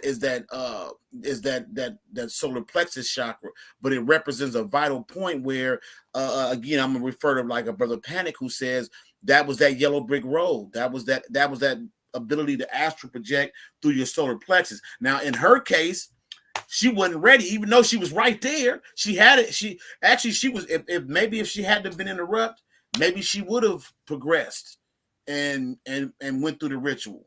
But I believe, who was it earlier? Junkyard Jedi had brought up earlier that this was a representation of the hero's journey, and everybody knows that there's a point in the hero's journey where things can progress as they always have been, and then you start to progress towards the unknown. And so I looked at it with her in that she needed Namor and all the madness it brought, because she had to progress, like you said. She had to get out of her lab and technology. She had to go from what was known best to her, travel into the unknown, and then find herself back where she started with a whole different mindset. And so actually she never would have came up with the new herb if she hadn't been where she was mentally at the beginning of the movie, up until the point where she actually did create it. I see you got the Wakanda up too. Yeah, it's interesting because it says that Wakanda. So you have Wakanda, Wakanda, right? Native American creator, high god, right? But I think this is interesting. It says Wakanda is the creator power of the Osage, Omaha, and Ponca tribes. Wakanda is an abstract, omnipresent creative force who was never personified in traditional Siouan legends, and in fact did not even have a gender, right? We've been talking about this androgynous thing, for the last hour. So before, it did not have a gender before the introduction of English with its gender specific pronouns, right? So that's very interesting, I think, and also go ahead. Also, look at this too, real quick. I was talking about the four worlds and the four elements. Asaya, which is our material reality, which we take as Earth, but it's not just the planet Earth; it's everything that's material, right? Asaya is the world of creativity, and that's where Shuri resides at. Shuri resides in this realm of Asaya. Asaya has I've heard a call before by the realm of 1,000 things. We know that 1,000 ain't a big number, but it's not that it represents 999 plus one. It represents the possibilities, the creativity that can be manifested in this material plane, and that's what Shuri represents. Because I think they said Shuri is the smartest person in MCU. Tony Stark, and then surprisingly, T'Challa was the third smartest person in the MCU. Did you know that? Yeah. So yes, in the comic book, he was part of the Illuminati. So T'Challa was part of the Illuminati. They actually sent Hulk to space for World War Hulk, and he was part of that decision. It was Tony Stark, Dr. Strange, Black Panther, Iron Man. And Shuri wasn't involved though, but Shuri is known to be one of the smartest people in the MCU. And they say Ironheart is smarter than Tony Stark's. Yeah. I really speaking of real quick, speaking of Asaya, right? What you were talking about as far as creation, that's interesting because like we could jump, I think we should probably just start talking about characters and how they fit in at this point. But and different scenes that resonate. But they at the end or towards the end of the movie, when all the battles and stuff happened, she Lionheart had asked Shuri, was like, yo, do you want to go to a Bulls game with me? Right? And Asaya, I'm sure you know where I'm going. The other aspect, correspondence, is the bull. The bull, right? Taurus. You know what I'm saying? So that's also that whole, Asaya, also that old good energy of creation, right? That's in the mix, right? Where there's grounded and thinking of just things here on the physical, tangible earth, the visible creation, right? which would also correspond with Malkuth. I tell you, I took my daughters and my son with me to watch it. I've long had a tradition, and I know what I always try to talk and say. I like to give people tips so you can decode for yourself, but I also want to show you anybody that knows me. Like my son's been in and out of here. My daughters, I only got the door closed because, to be honest, I got company in the living room. My kids are always a part of whatever I got going on. These books on my shelves, they welcome to come through, read it. I might read it with them. I might discuss it. What I wanted to point out was I've always do this, you guys. When I take my kids to the movie, especially if they're younger, but older, it doesn't matter. I always quiz my kids on what they saw. And I don't just ask them just a regular, who's the bad guy, who's the good guy. What did you get from it? What do you think was brought up? Because I always break it down usually in 3 acts. So problem, reaction, solution. What do you think was the problem in this movie? Well, fast forward into when we watch Wakanda Forever. My daughters now, they're 13, but I've been doing this since they could talk. So we came out now. This was one of the few movies that I can honestly say I was kind of proud because we left out and they had their decoders on. They had their antennas up. My daughter, we talking about Ironheart. My daughter was the first one to be like, we was talking about the movie and she was like, Dad, you seen how when she was building her armor and she knocked out that heart shape? That's how I knew that was Ironhearted. We were just talking. And so again, Iron, that war. I just want to say to anybody listening, this is the way you pass these jewels on to your kids without beating them over the head with it. And then you don't want consciousness to become the new Jehovah's Witnesses for your kids. I do. It's my life too, though. So yeah, they get flooded with it. My kids tell me all the time when I'm riding the car. For the longest, they used to call Bobby Hemmett the loud, angry man. Whoever I listen to, you're going to have to sit through it because I'm not going to dim my shine for my kids either. But at the same time, I include them in it. And like I say, in little subtle ways, those around you, and it don't got to be your kids. It could be your spouse. If you got somebody, your other, that's not really on this path, but they might be wondering, why are you always watching movies and talking about decodes and chakras? You find creative ways to get them involved in the process, even without them knowing it. Because like I said, my daughters, we literally discussed the movie for a good 30 to 45 minutes. And it wasn't from like I just left church and I feel good now perspective. I mean, we was breaking down scenes by scenes. My daughter told me early in the movie, she said, Dad, what's the mom's name? So, for me, movies is sacred. So I'm like, lower your voice. That's Angela Bassett. We in the movies now. I'm trying to watch this like you. She said, hey, my daughter said, Dad, she has to die. If she doesn't die, the story won't move. And I was just like, I was like, bravo. Right. Yeah, that's deep. And so I'm just saying that to say, I just wanted to bring it up real quick because I always try to give tips. And then something else I want to say. I see you got this up, but real quick. You had said a few minutes ago about how you got to broaden your horizons. You don't want to be so caught up on Hebrew, whatever, so caught up on Kabbalah, whatever it is that might tickle your fancy, because something is going to capture your attention. But the reason why you want to be diverse, if you want to really decode these movies from a more diverse perspective, you can only show what you know. So if all I knew was Kabbalah, all I would be talking about is Kabbalah this, Yesod, this and that. Or if all I knew was Hindu gods, all I'd be talking about, well, this was Vishnu, this was Brahma, that was Shiva.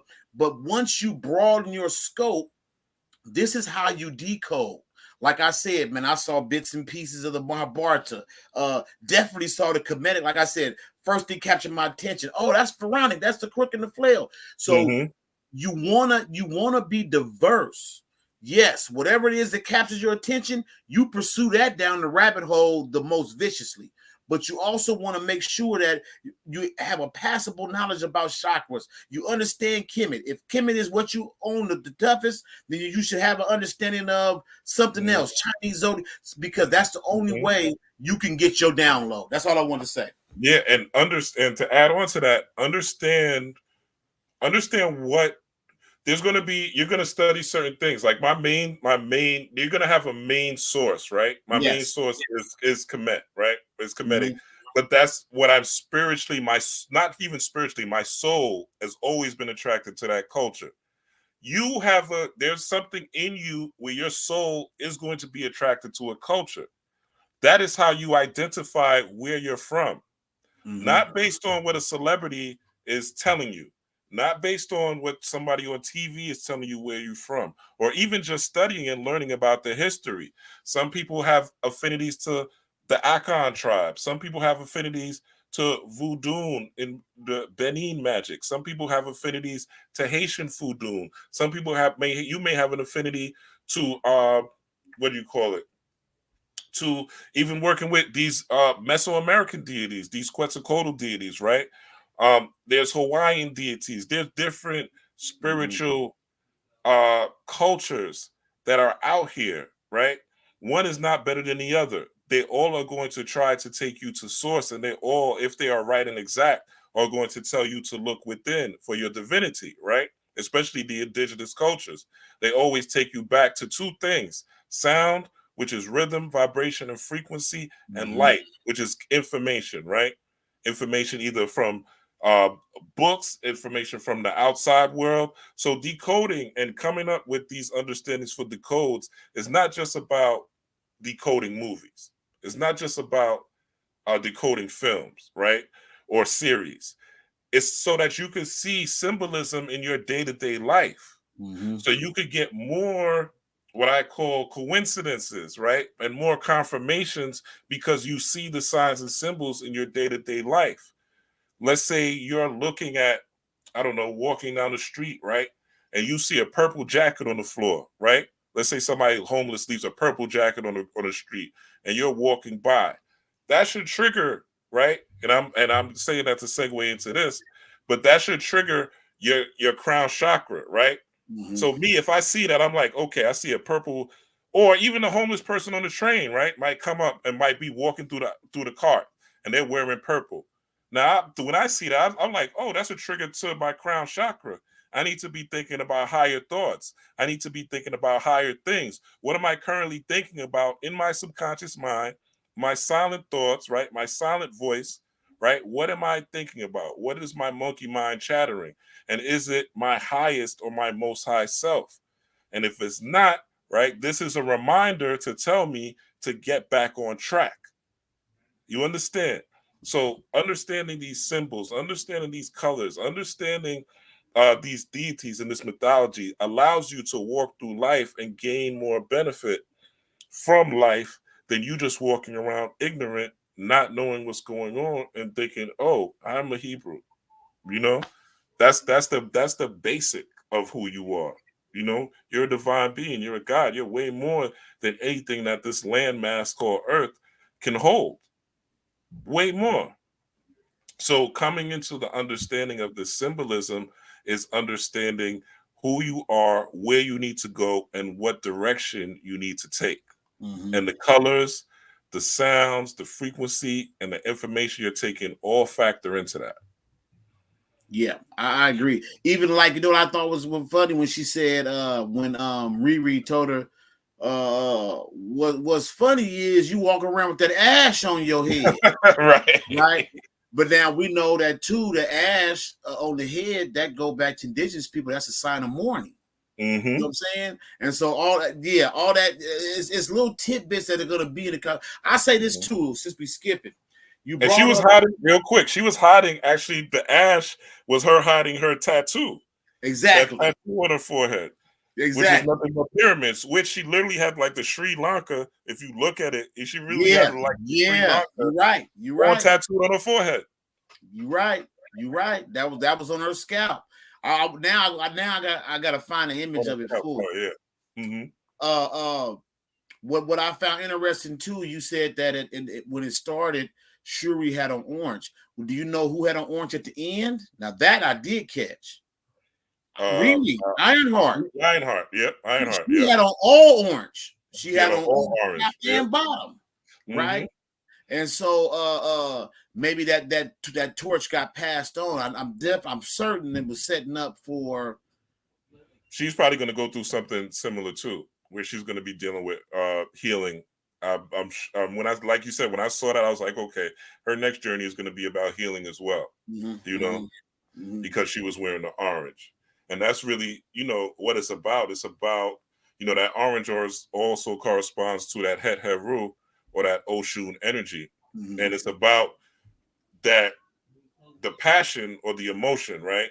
As melanated people always talk about, you know, how people from other cultures, right? Me working in corporate America, you hear these things. People may have candid conversations with you, and they always talk about melanated so-called Black people not having emotional intelligence or being overly emotional, right? Which is one of our greatest gifts.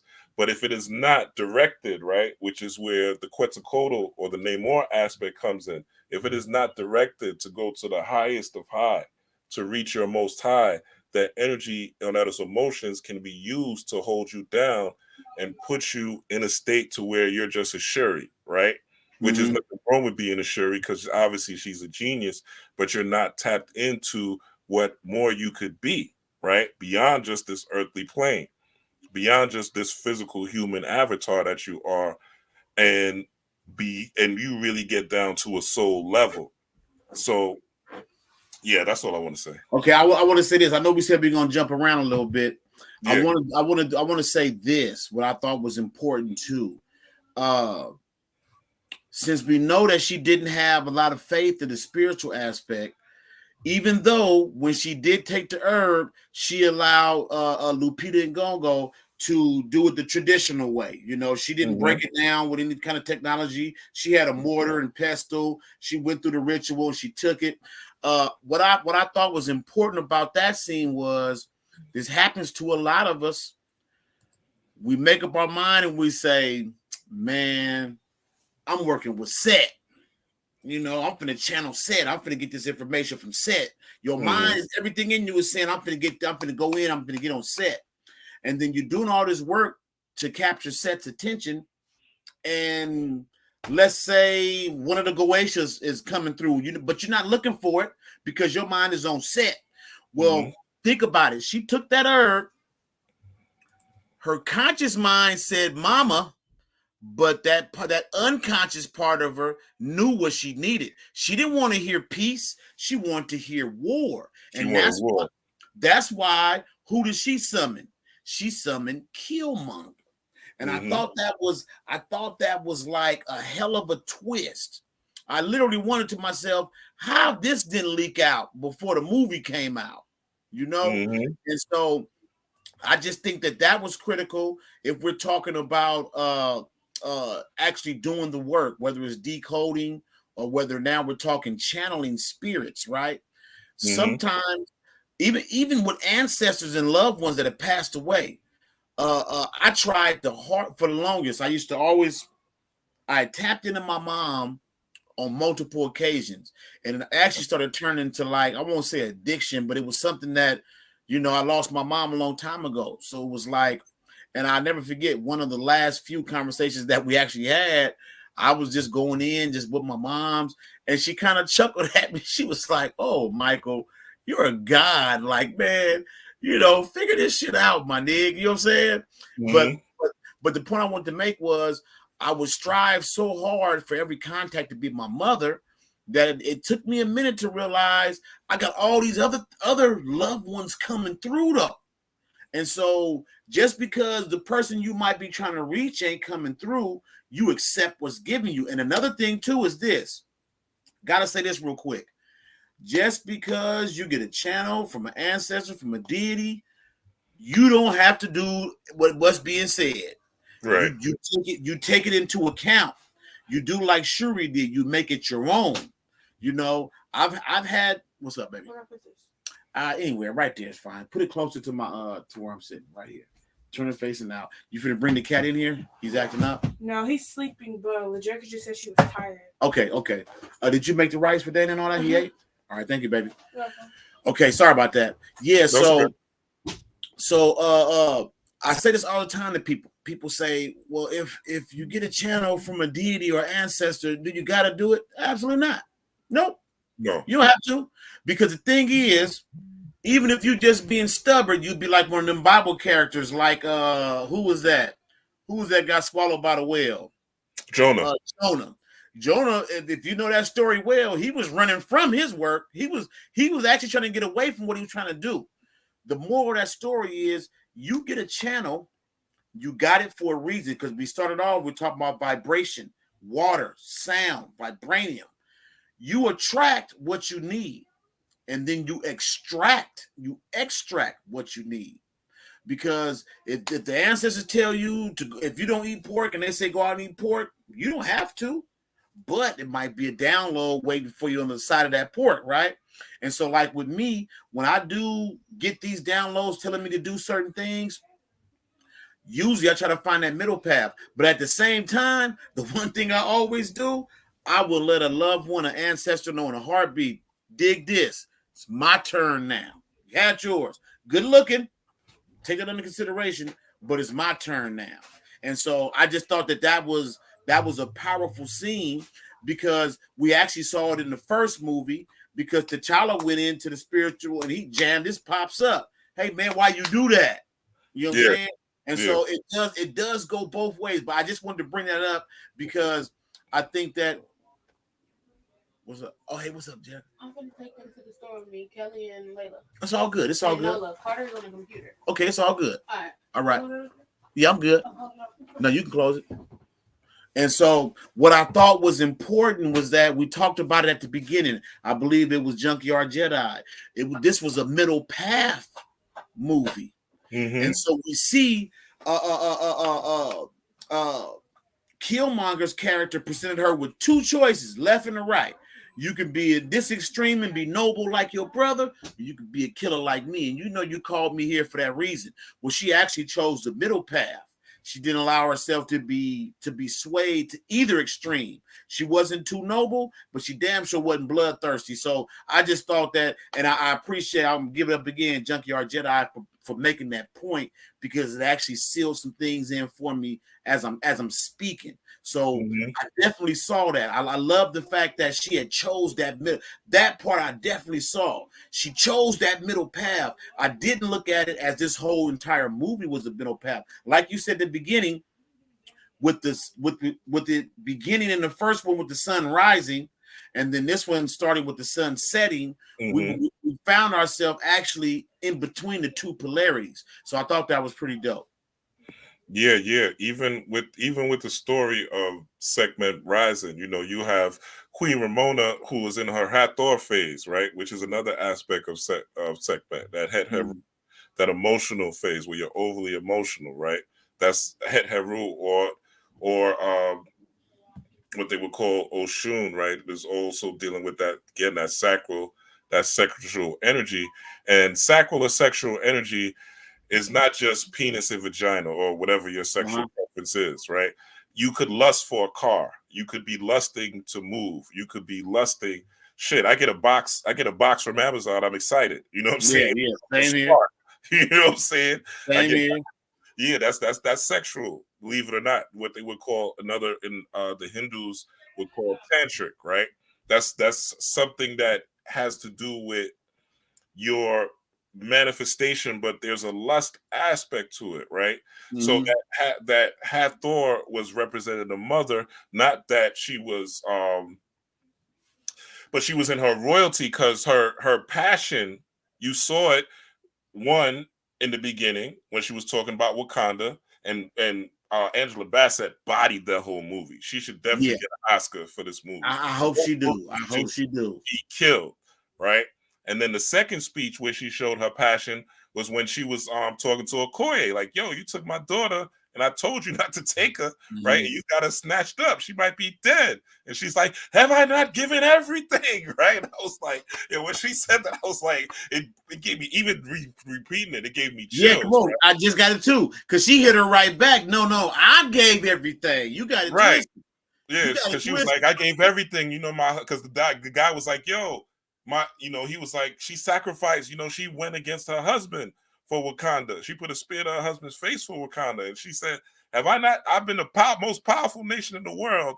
I am the queen of the most powerful nation in the world, and my family is dying. You know what I'm saying? Yeah. Have I not given everything? You know. So that was that aspect of still. It was still because to me, I told people who didn't see it. I said it's a Shuri story featuring Namor and the Black Panther. Right. That's what it was to me. It was really because the Black Panther was in the movie for what 30 minutes, right? Maybe if that, that, right? So it really wasn't what about Black Panther, so to speak. It was really about Shuri's transformation. So she had that phase with her mother, then she lost her mother, which is another stage of death and transformation, right? Then she had to go into the aspect of now meeting Namor, right? Going into the depths, right? Going into Telokan, going into Atlantis, so to speak, right? Going into Atlantis to get into the depths to understand or understand that there is more to her world, right? There is a depth to her world. So she went through that phase, and then she came out as the Black Panther or as Bast, right? After her war with Namor, after her battle with basically her quote unquote lower self, but she learned how to master her lower self, and now they've started to at the end they work together, which is what you're supposed to do. You're supposed to take your passionate energy and put it towards your spirituality and your spiritual development, and then that's when you start to get fancy like the professor, and you start channeling ancestors here and there, and start channeling deities here and there, right? You start hearing voices and whispers in your head, right? Telling you to do this, telling you to do that, guiding you in different ways, right? Because now you are in touch and in tune with that winged serpent. And a lot of us, especially melanated beings, we have untapped passions. You know what I'm saying? We have passions that have been directed towards the wrong thing, directed towards other people, right? Look at what Ye's going through with Adidas. You know what I'm saying? They talking about like it's disrespectful. Like you're gonna use my IP, you're gonna use my intellectual property and sell my motherfucking sneakers without my name. Like, are you crazy? But that's the game. Like they're stealing your passion and stealing your energy and using it for something else. Like there was what if the Moon Mama said this today that we're the golden egg, right? We keep laying these we're gooses. We don't know that we're laying golden eggs. We're the golden goose, actually. We don't know that we're laying golden eggs, right? We don't know that we just doing what's natural to us.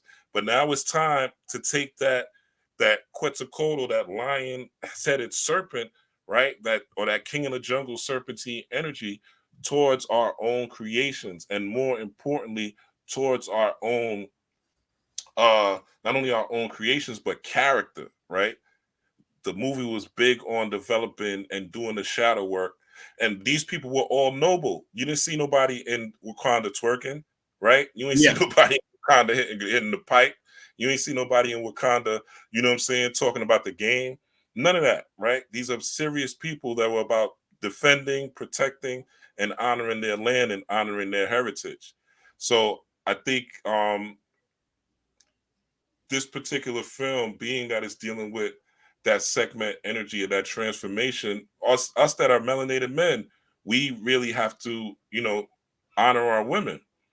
And that doesn't mean that you're a simp. It doesn't mean that you're a lame. To respect a woman, right? To hold her in a high, if she obviously earns that, right? Because every woman has not earned that. But that's what this cycle is about. And if you could heal the woman that you're with, now some men are dogmatic, right? They trying to wake their woman up and do this. Look, we had 2020 already. Everybody was in the house. If you haven't woke up, right? You ain't gonna wake up, right? That's enjoy that nap. Yeah, enjoy that nap. But that's not true, to be honest, even though I'm saying it, like Spirit's like, that's not really true. So I'm gonna stay true to that. That's not really true. You have the opportunity to wake up whenever you want to, but the person has to want to wake up. You know what I'm saying? The person has to want to wake up. I will say this is not the time to be waking up anybody. This is not the time to be trying to save anybody. Leave that to the Christians, leave that to the missionaries. That's not your job. Your job is not to wake anyone up. Your job is to heal and transform. And by your example of being and living as the Most High, right? We come from Christianity where they talk about living like Christ, right? Being Christ-like. Well, that Christ-like energy, right, is something that is within us, but we have to carry that example. We have to walk with that example. We have to live that example. Nobody's going to respect your Black Lives Matter movement or your woke movement if you're acting like savages, right? And that's why motherfuckers is getting bodied. You know what I'm saying? It ain't all rituals where they're just sourcing your energy because you're a celebrity. People are getting bodied. Shoot, there's a kid here in New York who got shot in the face on the train. 13-year-old kid. Is that a ritual? You know what I'm saying? Is that a ritual, or is that bad behavior, or is that bad character, or is that people that are not living as the Most High and giving the example of being as the Most High? People follow. I remember when Dika told me this. He was like, "Yo, people follow us regardless.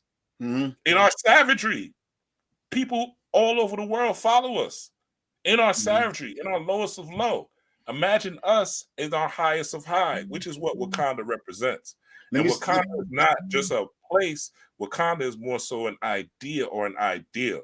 It's a spirit. You call it Wakanda, right? It's a spirit. Exactly. Go ahead, Mike. I was going to say this. I'm trying to think of the book that I read it in. It's going to come to me.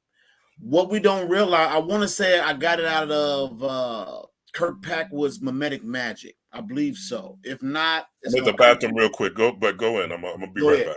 So what I wanted to say was just to tap in, to piggyback on what Rod just dropped. We always think it's a ritual, something being done to us, but a lot of what we experience is a self-perpetuating cycle, because whatever you focus on, that's what you attract to yourself. So I was saying to somebody recently, I was saying, when I go on social media, when I tap into Instagram or Facebook, I gotta scroll through all these people who showing the same black person getting beat over and over. That's a ritual. And most of us subconsciously participated in it. So you get on social media and you got to scroll past, oh, this person got drug out their car by the police and shot. This you got to scroll past all this shit. This rapper got killed, and it's over and over. Literally, I got to scroll through my timeline to get past all of that every time I tap in. That is part of because what we focus on, that's what we attract to ourselves. So a lot of people, and I'm gonna say this, I don't want to say hate because that's a strong word. I dislike that Push Black app because it is nothing but bad news on top of bad news on top of bad news. And so wherever I was talking about with this, I can't recall, I was saying to him, I really wonder if when other races of people get on social media, do they got to scroll through ritualistic killings and white person drugged behind a car, which I'm sure they don't. But we kind of revel in it. We say that we're trying to remember and pass this information on, but most people are only sharing bad news. And truthfully, you are what you eat. So if we constantly focusing on all this bad stuff happening, that's how we see this self-perpetuating ritual of rappers being killed. A lot of people want to blame it on rap, and I'm not going to say rap is a part of the problem. Part of the problem is that if you want to blow up as a rapper, it's really thought of, you got to be talking about these certain things. What I was saying was, and I believe it was in Kirk Packwood's Mimetic Magic, and he was saying how what we think about, that's what we attract to ourselves. And so I instantly applied it to when I was saying you go on social media. I know me, I got to scroll past all these police shootings, black person killed, black woman denied service at a restaurant, white woman spits on man, Karen does this. Now, these are self-perpetuating rituals. Now, we always talk about how powerful we are, what melanin do, and this and that. We're the first on earth. Well, where your attention goes, your energy flows.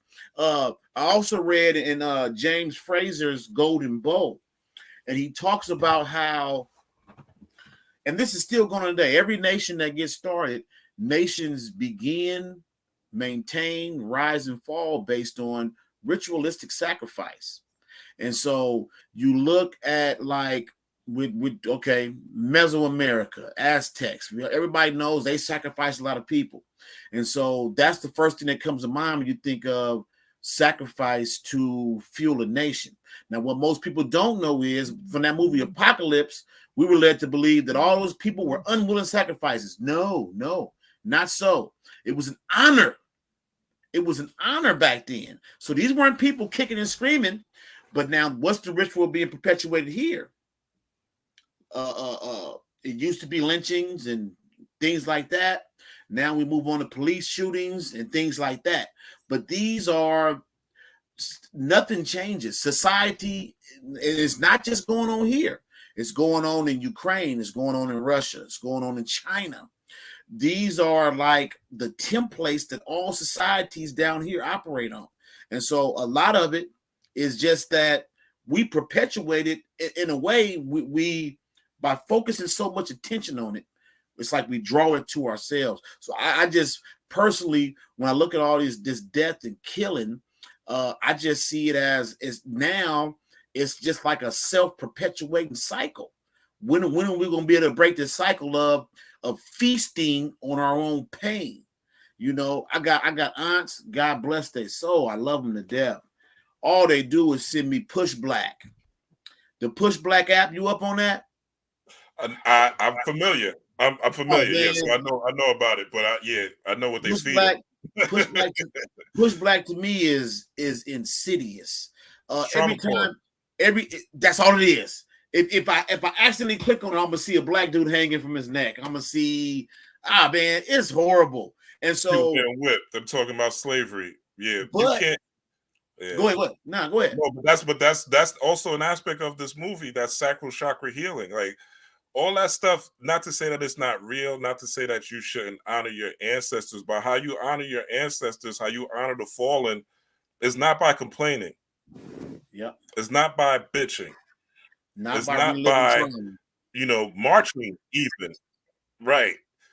There are spiritual tools and aspects of spirituality that you can use to get the results, and you don't need a lot of people to get the results that you want, right?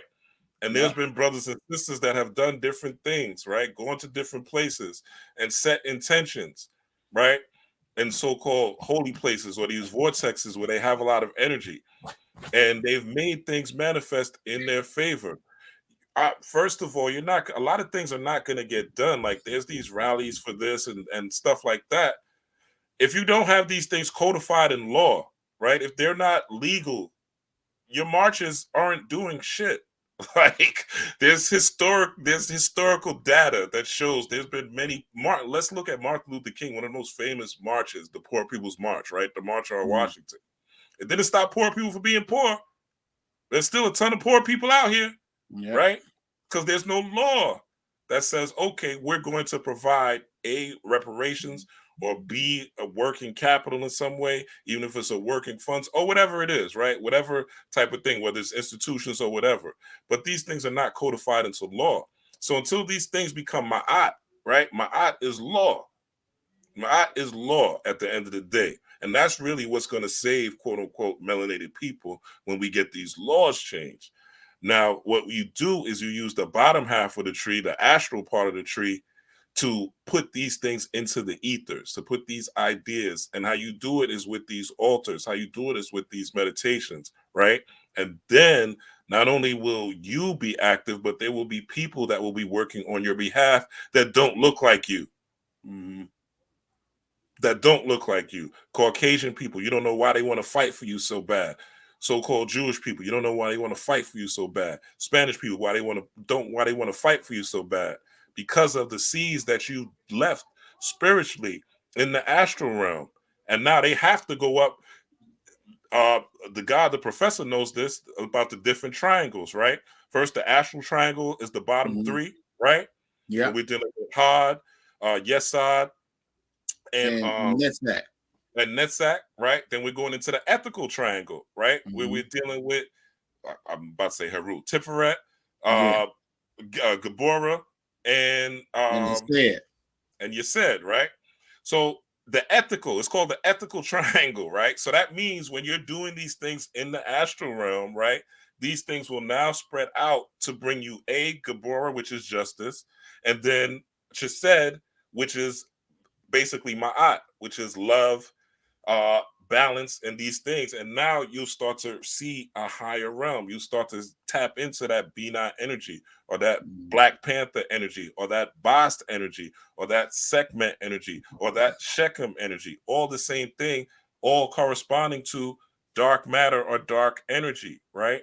All corresponding to really that dark matter, all corresponding to what do they call it? The shit, I'm losing. Hold up, I'm gonna get it. Black body radiation, right? Okay. All corresponding to black body radiation, which Adika Butler in his book, the homie from Mount the Homie, said that that's related to Yahweh, right? And illustrated how that's really related to Yahweh, illustrated how that's related to Dan, right? The lion-headed rainbow serpent, illustrated how that's even related to Quetzalcoatl, which is another lion-headed deity, illustrating how that's related to Leviathan, right? All these different things come from that black body radiation, that inner darkness that is within you. So if you're, this is my theory, Mike, and you could talk about this. My thing is this: the more highly melanated you are, you skip a chakra step, right? So instead of being born in the root chakra, you're already being born in the sacral chakra. This is why we're great at making music, right? That's a sacral chakra resonating there like a motherfucker. Music, right? Vibration. So you're already born, and this is why we connect to different things, different ways than a lot of other cultures, right? That are not highly melanated, because we're already born in the sacral with the sacral activated. Now, the quest is, are you going to take the Yahweh, right? The fire, air, earth, water way, right? That's what the Yahweh really is. It's opening up those last four chakras, which represent the four elements, right? So you got the root chakra, which corresponds to earth, right? You have the sacral chakra, which corresponds to water. You have the solar plexus chakra, which corresponds to fire. And then you have the heart chakra, which corresponds to air, right? So also these four worlds, right? Yad Vad He, or the tetragrammaton, YHVH, that is the Yahweh to take you from the heart chakra into the upper chakras. You understand? So that is one interpretation of that as well, which also deals with those four worlds, or those four elements of creation.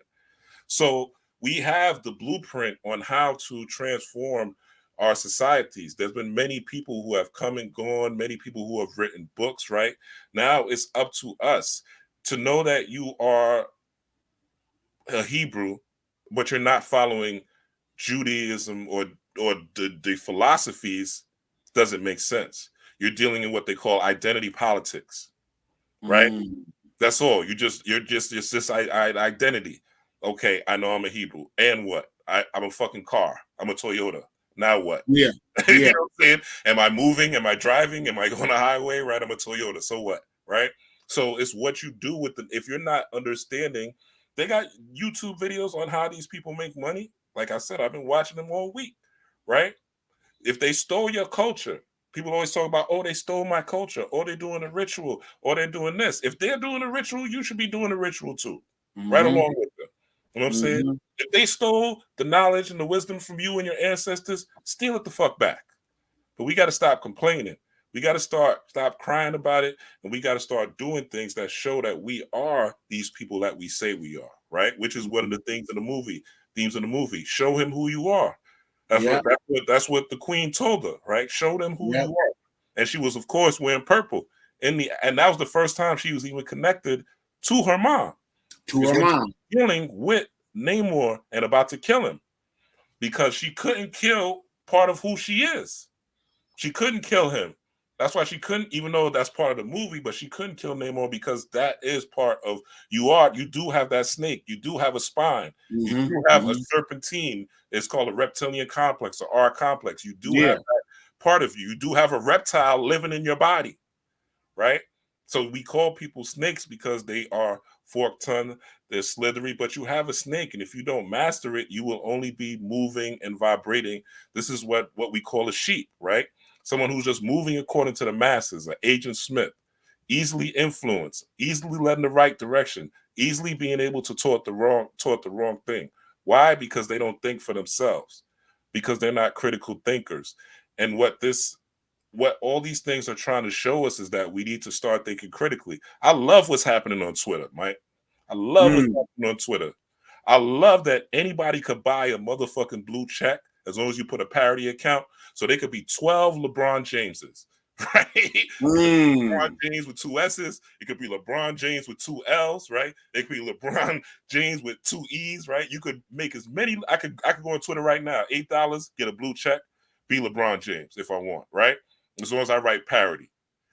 This is taking away the social cat. Twitter is one of the most followed social media accounts. This is taking away the social caste system. I didn't think about it like that. Yeah, it's taking away the social caste system of people thinking that they're a celebrity or that they're higher than you, that they're better than you, right? All that is being, with this change in the app, is showing that shit doesn't really matter, right? No one's better than you. No one's higher than you. There's no star out there. There's no celebrity. No matter, we've seen even with this billionaire thing. Are you really have the status of a billionaire if they could take it from you in one day? Yeah. Look at all these billionaires that's losing money, going from billionaires to millionaire. Look at this guy from FTX, right? The crypto dude lost it's 650 million in the negative 650 million when he was up 800 billion actually. And now he's negative 650 million in 24 hours.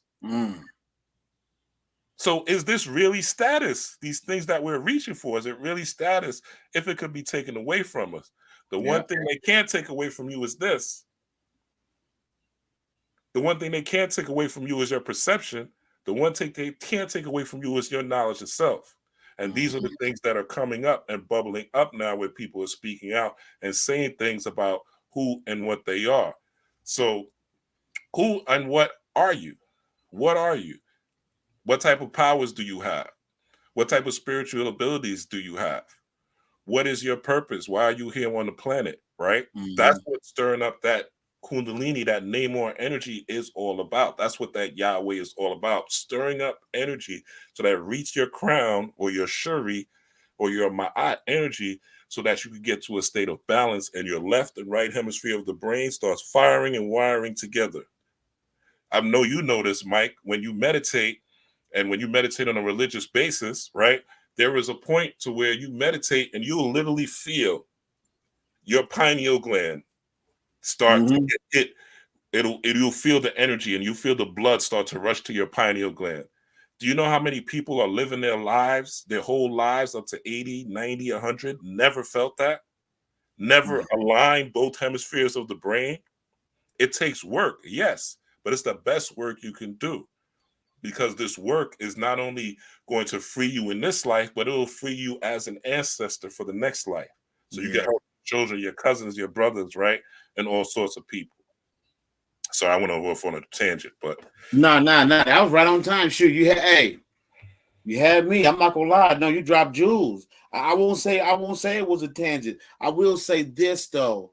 I think that because we didn't touch basically all the major points. I do want to touch on. We gotta touch the characters, and then we can get up out of here. Okay, let's do it. Yeah. So let's So this part I thought was dope. Lupita, right? When they met her, and she had the pink on, right? Pink is also the healing modality, right? If you're in a room full of pink, there's this show Altered Carbon on Netflix. Love it. And Altered Carbon, there was a female character. She's been sexually abused. And they had a algorithm program, and when the algorithm program was, I remember the daughter. Yeah. And they were trying to figure out. I remember the room that he put her in was a pink room, right? So pink is another aspect of the heart chakra, and you see at the end she had the child, right? So this is just showing you how you could tap into these frequencies. Let's say you've been hurt, you're going through something. Start wearing pink. Get some pink sheets, right? Things like that. You could even, if you're a man, you could go into the lavender stage, right? Or whatever. But just the fact that you could heal. Also, her character, Nakia, when she went to retrieve Shuri, it was interesting to me that it looked like the ship that they put her, that she was able to float in, right? Mm-hmm. It looked like to me like another snake, right? It looked like a small snake that could go within the water, right? What do you think about her character, Mike? And then we'll after this we'll follow it with M'Baku. I'll say this about her character. The big surprise was that she had been gone for 6 years. Now, I'll be honest, I didn't suspect a child, but you could tell that there was a certain, it came off as she was hesitant. And it was, I'm gonna be honest with you, it was my daughter who pointed out this to me, that the reason why she was so hesitant in the beginning is because she had a child that she had to protect. The daddy was gone. And so we see in her character, you see that when she first came to her, she was like, I can't do that. I'm not in the field no more. You know, so I thought that the introduction of her character, and we see that she was still about that action. And I think that that's what she represented, more or less, like she was out of the game, but she still get down. I put it that way. Right. I put it that way. So for me, and I ain't gonna lie, man, she's just so fucking beautiful. Oh my goodness. It's amazing. Oh my goodness, man. It's amazing. That thing was singing too in that scene. I was like, man, on, I didn't see that bubble. I didn't see that bubble in the first Black Panther. I seen that cuff in the crease. I was like, damn. I was like, yeah. It was amazing. It was, but yeah. I didn't read too much into it. I did feel as though, in hindsight, that her whole mission, in hindsight, it was clear she was trying to get back to her seed. That's why she was, you know what I'm saying, man, shot that one man, because that wasn't her character in the first one, you know? No. So for me, in hindsight, I think that's what they were trying to get over about her, is that she came off as a little more callous or ruthless, but it was more of those motherly instincts. You know what I'm saying? Yeah, but that's about it for me. Yeah. Also, another interesting part about her character, there was a scene. Remember when they went into the ancestral realm, right? The two people to guide her through the ancestral realm was her and Ironheart. Yeah. Ironheart had on a green shirt, right? Dealing with the heart chakra. And she, Lupita, had on a yellow shirt, right? So it just shows again that Yahweh path, right? That I just was explaining, where you're going through the solar plexus chakra, that light, right? So she didn't believe in none of this shit, right? She wasn't trying to go to no ancestral realm, none of that, right? But more trauma with her losing her mother, it brought her to the space of, right, all right, let me try this ritual, right? And so that idea came to her, and then the green of Ironheart was her connecting to that wind energy, right? We've been, melanated people been saying this forever. I've been hearing this since the 80s, right? Where you have your ancestors in the wind, right? In the late 80s, through, you know, people and elders in my family, you know, where they talk about spirits in the wind and things like that, right? So it represents also that air element. So that alchemy, right, allowed her to go, and even when she started to create the heart-shaped herb and it was successful, if you notice, they were both holding hands and it formed a triangle when they were creating the herb, because she, to me, represented the aspect. Her main suit colors were green and blue. Green and blue. And she has circles. She has sephiroths in her hand. She sure did. She had, and they emanated. She had emanations. Yeah. And you already know. You already know. So to me, she represented an aspect of Ma'at, also an aspect of Da'at, right? To where she was just representing all the spheres of energy, because she was a spy, she was a mother, she was a healer, she was a friend, she's a warrior, right? Teacher. She's the most multifaceted person, a wife, ex-wife, right? Yeah. Or ex-girl or whatever. A widow. Multifaceted person in Wakanda. She could take on any particular, she could take on any one of the spheres, so to speak, right? Yeah. She could work with Shuri. She could work with the warriors. She could work with the farmers. She could work with the children, right? She was so multifaceted. So she represented the highest of height and also a healed person, a healed persona, right? She stayed away for 6 years. The number 6 also deals with balancing. It deals with equality. So she was the most balanced to me. So to me, she represented Ma'at in that field. So I just want to touch on that. Let's go into, unless you got something to add on, Mike. No. One thing I do want to add on. You brought something to mind when you said when she was taking the herb. I thought about it. Shuri actually had on gray because she was indifferent. And gray is the same color of the throne. Yeah. You know, if you look at it, even in the background, gray is the color of the throne. But go ahead. No, that's it. Yeah. So it's interesting, and the throne is also like that gray color. Let's get into it. When Queen Ramona, let me pull this up real quick. Let me see if I got it. You'll see gray again in this particular scene. Let me just add this real quick. Where is that? All right, there it is. Boom. So this particular scene where Ramona, right? If you look at her here, you see she has the heart, right? She has the heart right here. Right here. This is not the best picture, but if you look at this on your phone or computer, whatever, you'll see that this is her heart right here. And you see her again, she's in gray. Yeah. When Shuri went under into the ancestral realm, she was in gray. She went into right after the scene, she went to the ancestral realm, but she went to the ancestral realm because she was saving her. Because she was saving Riri. Yeah. She could have survived. Ramona could have survived if she didn't save she didn't have to dive in there. Yeah, she didn't have to save her. She could have been like, fuck her. But this shows her heart. Again, her name is Lionheart. Her name is Ironheart, right? But this shows her heart, right? And also you see these, there's like Ma'at feathers right here. I don't know if y'all can see my mouse. But yeah, I'm blowing it up looking at it. Yeah, I see it. You can see the Ma'at feathers. The Ma'at feathers on both sides, right? So this is right before she died.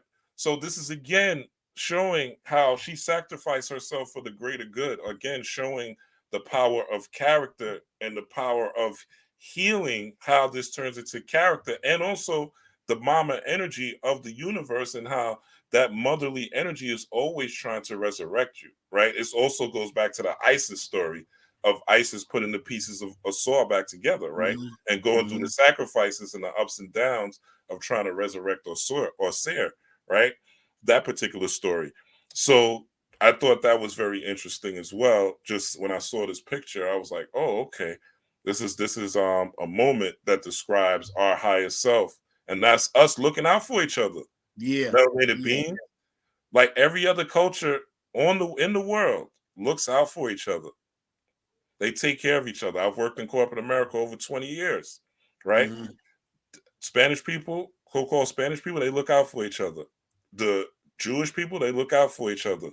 The only people that don't look out for each other is American whites and American blacks. The only two cultures in the world, American whites and American blacks. And at some point, American whites are willing to come together if it's going to be against your ass. That's about it. They'll find that common ground. Yeah. Yep. And the interesting thing, the dichotomy is that the same way they align around their trauma, their fear of quote unquote, shout out to Chuck D, their fear of a black planet, right? Is the same way we align around trauma, right? It's the same parallel. Yeah, it is. When a George Floyd gets shot, that's when we together. When somebody gets shot by the police, that's when we all together.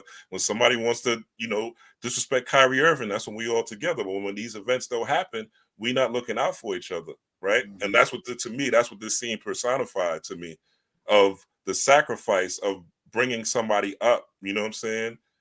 Now, maybe not to your detriment, to where you're gonna die, right? But if you're really about your nation, as obviously Queen Ramona was, what type of sacrifice are you going to make for your nation to thrive? And let me say this as well to add on, because Spirit is telling me to say this. We're beyond even this melanated skin suit, right? We're beyond quote unquote black. We're beyond being we're beyond that, right? We are a spiritual being. We're the makers, the owners, the cream of the planet Earth, followers of civilization, and gods of the universe. So we're beyond just this skin suit. We're supposed to be leaders of men and women all over the world, strictly by our character and the way that we carry ourselves and the way that we treat others and the way that we will sacrifice to bring other people up through the depths, right? Because they were both immersed in water.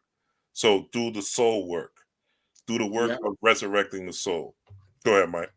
No, I can agree. And I just felt like everything about her character, although she proclaimed her losses, she was still willing to sacrifice, you know. And I'm glad you put this picture up, because I certainly didn't catch that. The more I zoomed in and I saw what's on her breastplate, very evocative. I mean, it's powerful. Again, I'm just in awe at not just the download, but the cinematic, the amount of detail that went into this get down. It was dope. Yeah, they did their thing. Let's talk about one of my main men's in this, right? A lot of people are saying he didn't get enough screen time, but I think his screen time was super impactful, and that's M'Baku, right? Oh yes, right? AKA Tahuti, right? And go ahead, Mike, and while I pull up the picture. Yeah. Now, what I found so interesting. Okay, you can help me out. What's the name of the baboon with Tahuti? Shit. You know, start with the S, right? Yeah, but I don't know. I'm not going to lie to you. Yeah. That's what comes to mind for me with M'Baku in this. What we actually saw, and I'm gonna go back to the scene when he was speaking to Shuri and he was like trying to give her advice and she threw it back in his face. Oh, so now you're willing to support a child who scoffs at tradition and worships technology. But we see that he was actually I won't say a changed man, but he was different. He had grown. He had actually saw like his arc had progressed, but not on the screen. And so what I saw in M'Baku in this was, of course, you know, that he says outwardly, like you said, he said outwardly it's all praise to Hanuman, but I cannot think of, I don't want to get up and look. I know I got the book. I always think of Tahuti's baboon when I see him, because that wisdom is there. Even in the first Black Panther, when he seemed kind of indignant and like he was just going against the system, there was a certain inherent wisdom. Hey, buddy, do me a favor and close my door, okay? I'm almost done. No worries, okay? Yeah, we almost out of here. There's an inherent wisdom when he speaks. You know what I'm saying? And I like the fact that he truly embodied it in this movie all the way up to the end, and that he was that voice, that Tahuti-like wisdom. You know what I'm saying? And it comes off kind of gruff. Matter of fact, that was the joke he made. Yeah, he called himself a Kukulkan. What you think? Just because we're in the mountain, we ain't got no books? We ain't got no books, right? I was like, yo. Yeah. He was like, you think we in the mountain, we ain't got no books? Even when he first gave me advice, and he was like, you know, because even when I first saw it, and he was like, look, we got to kill him. Because if we just concede to him, what's to stop him from coming back and telling us what else he wants to do? And I was like, that's some fun. I sat back and was like, that's some wise shit. You know what I'm saying? I wasn't even thinking that way. But every time he came in as an advisor, as a counselor, he dropped wisdom. He dropped gems. Even when Shuri made a decision, even though they put Angela Bassett, right, with her saying, Queen Ramonda, with her saying, show them who you are, before she stopped to kill Namor, she said it was really M'Baku's wisdom, because M'Baku told her not to kill him. He was the one who told her, don't kill him. If you kill him, we're going to go to war forever. It's never gonna stop. He said, I don't want that for your people. I don't want that for my people, right? So she really listened to him at the end of the day. And like you said, he represented that baboon of Tahuti, right? But if you look at his instrument of war that he was fighting with, right? This looks like the motherfucking the bill. To me, when I saw this, I was like, oh, this is the bill of Tahuti, and it has the feather of Ma'at. You know what I'm saying? Which Tahuti is the Yeah. correspondence of Ma'at, right? Tahuti and Ma'at. If you look at the whole what do they call it? Shit, I forgot. I'm forgetting the name right now. But if you look in the book, so it's called Book of the Dead or the Book of Coming Forth by Day, when they talk about judging you on the Anubis scale, right? Tahuti is right there, right? And the scale has the feather of Ma'at to balance it out, right? So again, that's just that theme that continues to resonate, right? And he was the harbinger of wisdom, even when when the mother died. He was like, "Yo." The only thing that was kind of crazy to me in this movie was when she was like, "I'm gonna kill what you call it? I'm gonna kill Namor, and you're gonna help me." Right? She kind of bossed up on him, right? Which was like, and he was like, he just grunted like, he ain't say yes, he ain't say no. Also, when she became the Black Panther, right, Shuri, the person she went to immediately, right, because she was in her Shakti energy, right, she was in her Bina energy, right, she was in her massive, right, what the masses would say, her supreme blackness, right, in all her powers, and the first person she had to go to see was Tahuti. Yeah. To go see Hanuman. She went to the mountaintop. Right. And she had to drop in. She had to humble herself and drop in that motherfucker to see him.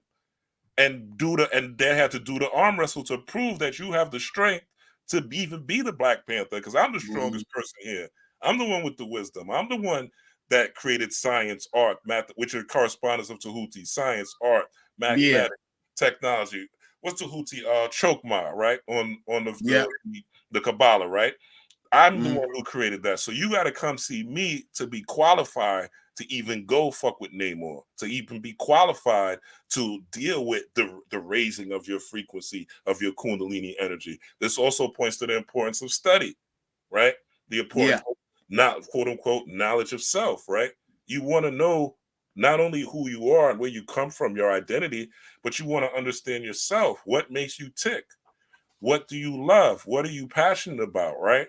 What are the things that you like? Why do you like them? Why do you do the things you do? Why do you have the habits that you have, right? Understanding your body, right? Coming into the wisdom of who and what you really are. So when you go out into the world, not only can you go into it with, again, Mbanku confidence and strength, which is what wisdom gives you, right? Because now you have an open eye and you have the spiritual power, which is what Black Panther represents: spiritual power, psychic abilities, spiritual abilities, all those clairvoyance, clairaudience, clairsentience, all those things, which is what the Black Panther really is a representation, or that Bast energy is really a representation of, right? That cat wisdom, or as Adika Butler puts succinctly in that the cat is named the Mao, right? So you have the Mao, M-A-U, but you also have the word, the Mao or the Mao, as more, or from Mauritania, right? So you see these themes, this cat theme play out, right? Mauritania, you have the Moors, and the Moors are, again, people that civilized different countries, right? Different parts of Europe, right? When the Moors came in, civilized Italy and Rome, right? Civilized Spain, through understanding and having this divine wisdom. So you got to see Tahuti. This is also represents divination. It represents tarot cards. It represents the I Ching. It represents oracle cards, right? It represents, you have to have some sort of divination understanding, right? Whether, even if that's a motherfucking what do they call them things? What do they call them things, Mike? Pendulum, right? All these and there's many other different divination tools, from scrying to tea leaf reading, right? But understanding what level of divination you have, and if you don't have divination, going to someone that has the ability to use divination tools so you can understand where you're going and how you're getting there, so you could get that wisdom, so you know where to go the next step. You know what I'm saying?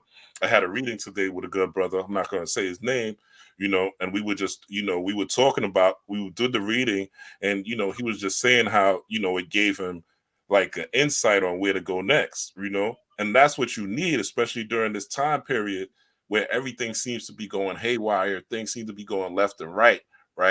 The ability to tap into divination and wisdom. So I thought that was deep. Go ahead, Mike. I don't know if you got more.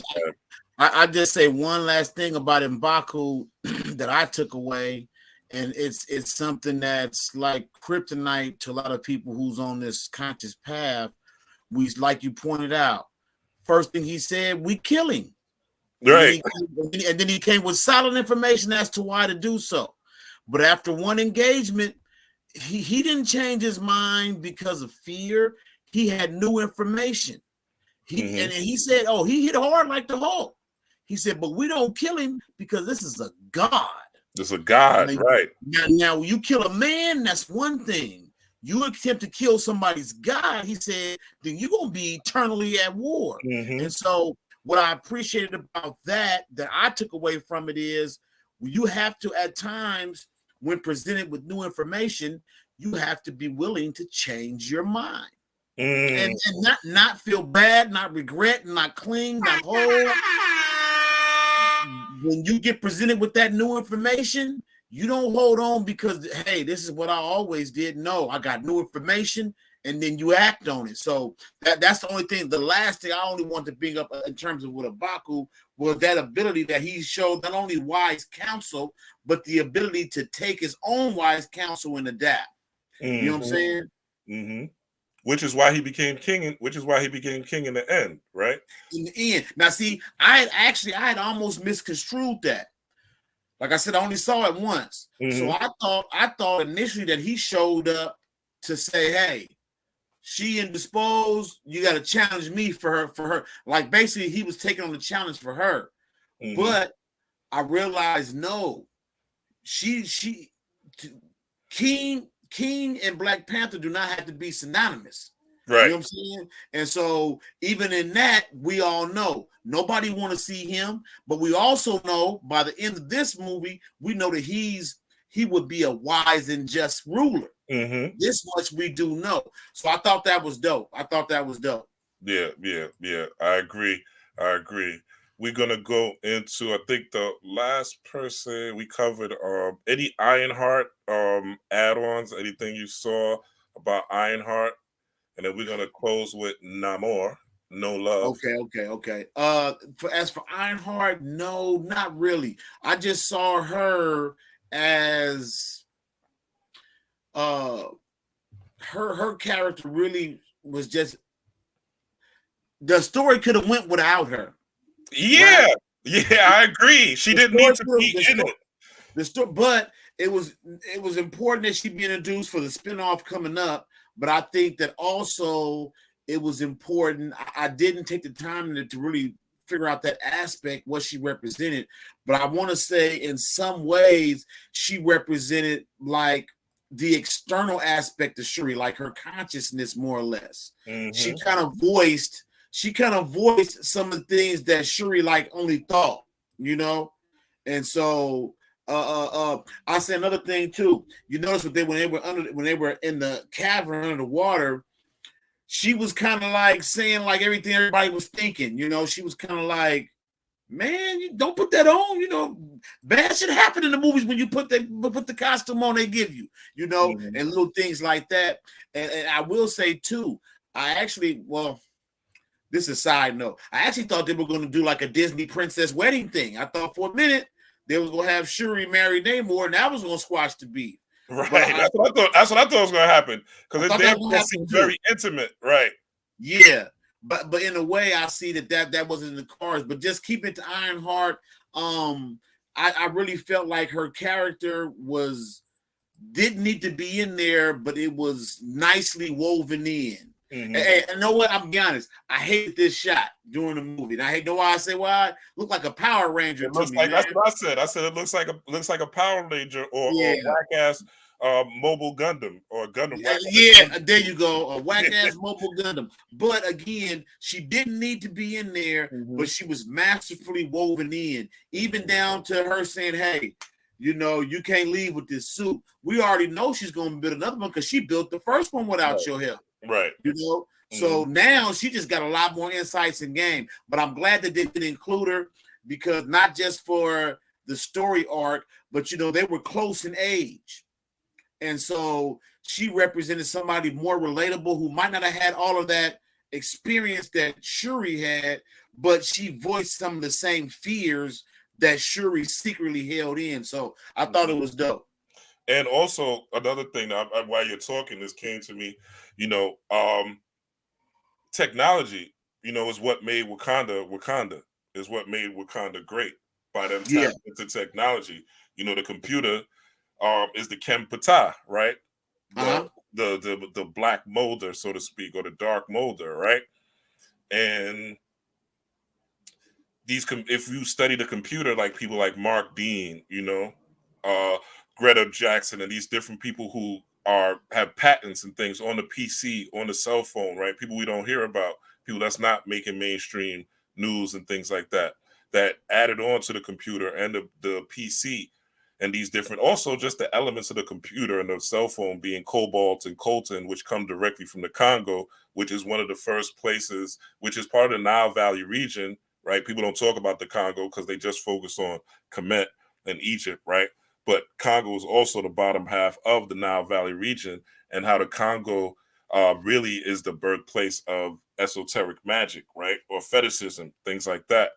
But also this shows how technology is one of the ways, because remember, like I said, she had to she had to go high at her highest height, Ironheart, to knock out that's where her main functions. The drone and the Namor. As high as she could, right? To go higher than the Wakandan ships could. She knocked out the drone and she hit Namor, which would allow Shuri to meet Namor in the ship and try to drain him of his water, right? Which is another aspect of people not drinking enough water, right? Yeah. Right. You're right. But her heights were designed to show that technology, right? Learning technology, using technology to your benefit can bring you to the highest of heights. This is coming to me, so I want to share it. This book, Edward Bernays. I'm gonna take you off the screen, take y'all off the screen real quick. So this is Edward Bernays, Crystallizing Public Opinion, right? And in this book, at the end, Edward Bernays, if you don't know, is Edward Bernays basically started the fashion industry, right? Long story short, if you see store displays, and you see, you know, any store display that you see when you could walk through the mall and see shirts and sneakers or whatever, Edward Bernays started that, right? Before that, people weren't selling and marketing things that way. So he's considered a genius, right? He helped Rockefeller change his public image, right? But what he says at the end of this book, which is interesting, he says the future of public opinion is the future of civilization. It is certain that the power of public opinion is constantly increasing and will keep on increasing. It is equally certain that it is more and more being influenced, changed, stirred by impulses from below. So he's saying that public opinion over time is stirring your lowest desires, your lowest passions, right? Your lowest frequencies, right? Low frequency, low vibrational things, right? Things that put you in fear, things that put you in doubt, things that put you in an uncertainty, right? And it says, and it goes on to say, the duty of the highest or the higher strata of society, the cultivated, the learned, the expert, the intellectual, is therefore clear. This is what he goes on to say. They must inject moral and spiritual motives into public opinion. He doesn't just say moral, he says moral and spiritual motives into public opinion. Public opinion must become public conscious, right? So through right? This Lionheart energy, right? Through us being tapped into technology and using the technology to spread these messages, this is something we need to do, right? We need to counter the programming. I was off of social media for about a week after, I think it's the week after or the week of my birthday, whatever. One of those weeks, I was just off social media. And it's only because whatever that week Kanye said, White Lives Matter, I was off social media. Because that's literally all that was on my timeline. Yep. Why Kanye say White Lives Matter? Kanye saying White Lives Matter. Kanye disrespecting us. Did it Kanye. Everything, Instagram, Facebook, Twitter, Kanye. I was like, man, fuck this. I don't want to hear about this shit. Yeah. You know what I'm saying? Because White Lives Matter. Let's keep it real, right? We this is a YouTube. We do on YouTube. This is something that not Black people created, right? We're on these platforms that are not Black, so-called Black created, right? So we have to start creating our own technology, our own platforms. That's what this Ironheart represents. Create your own platforms. Make it hot. We made what's that shit where they talking on the Clubhouse? Yeah. Clubhouse is a $1 billion company based on niggas. Based on niggas and based on niggerism for the most part, right? Yeah. Yeah. Now, there's, of course, people on there dropping gems just like YouTube, just like any other app. But even if you look on YouTube, what are most people doing? They're beefing, right? They're talking about beef. They're talking about gossip. What are we using our technology for? Her colors are blue, right? Blue and red. So that blue and red, right? You put those two together, you get the color purple. You get the crown chakra. So are we using the technology to create, like he said, create public opinion to make it public conscious? Are we using this technology, or are we just trying to chase a buck or a dollar or a bag and are in survival mode? So to me, when she hit these heights to knock out the drone, when she hit the heights to knock out Namor, it represents You let the cat out. technology that we need to hit. That's all I got, Mike. Anything else on that? Now, 1 second. Dana, tell your sisters to get the cat.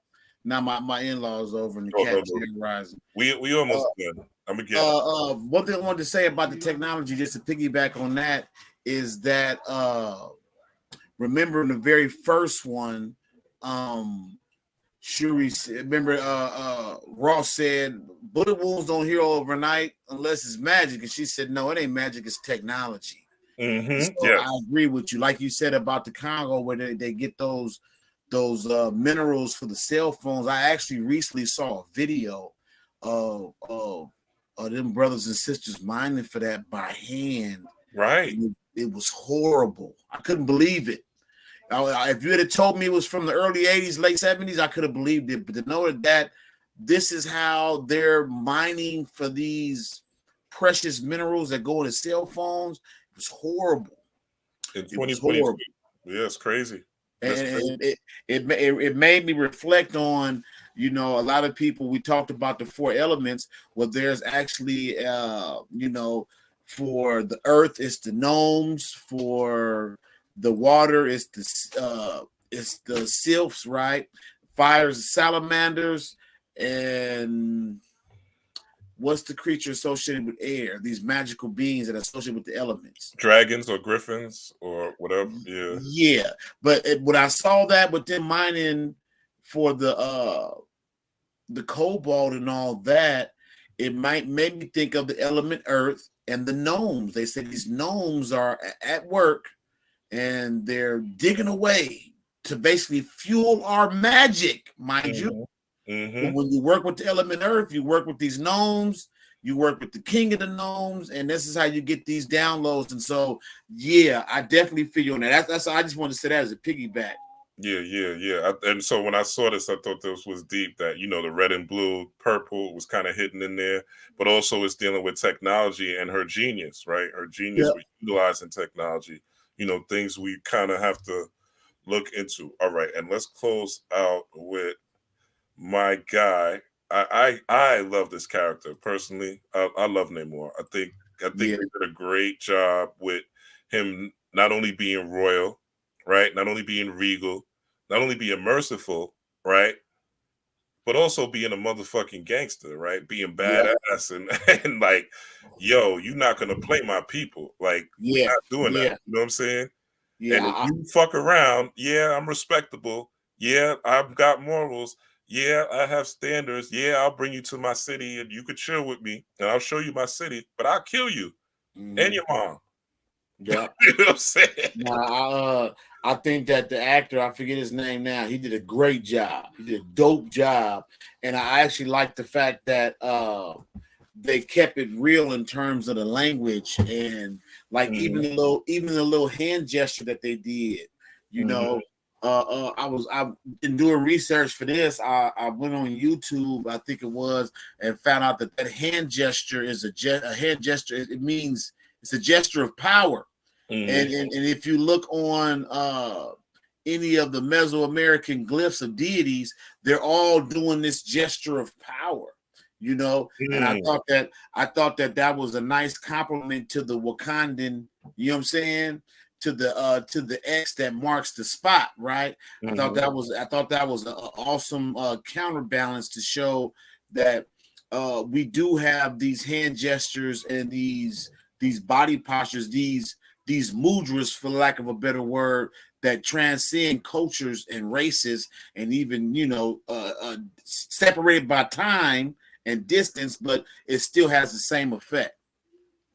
Yeah, when I was looking, I was actually looking for mudras so that's funny. That's great because you put the piece together. Because I'm like, I know this got to be some sort of mudra, this particular hand gesture, but I couldn't figure it out. And I was like, okay, this is this. So now you put the pieces together. That's actually on the walls, you know.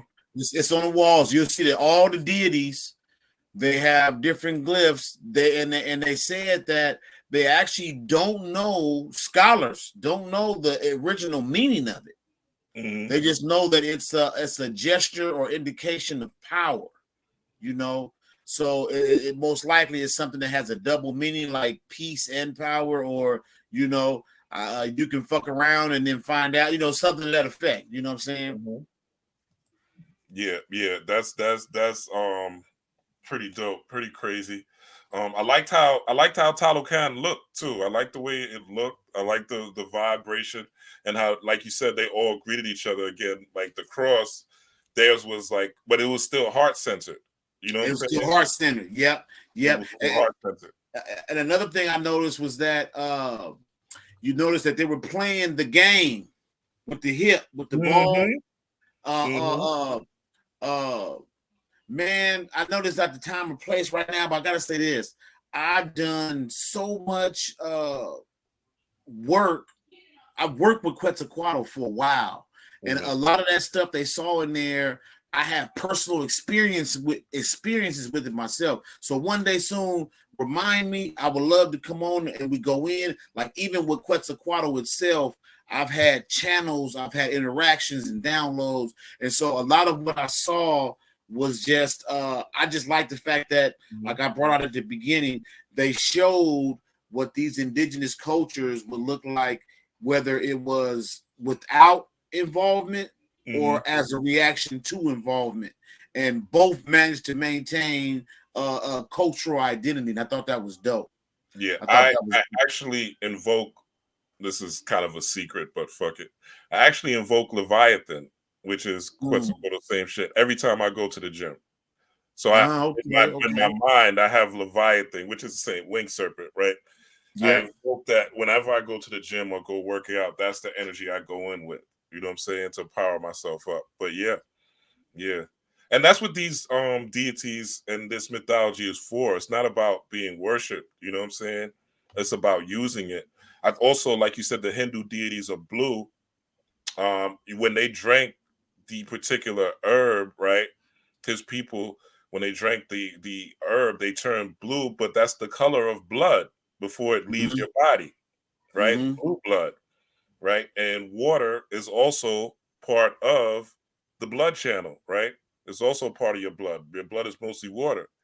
So we're talking about really that inner transformation of the self, you know?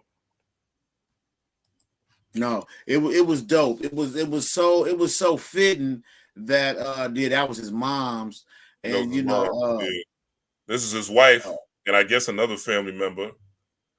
Now was that his wife? Her name was Namora.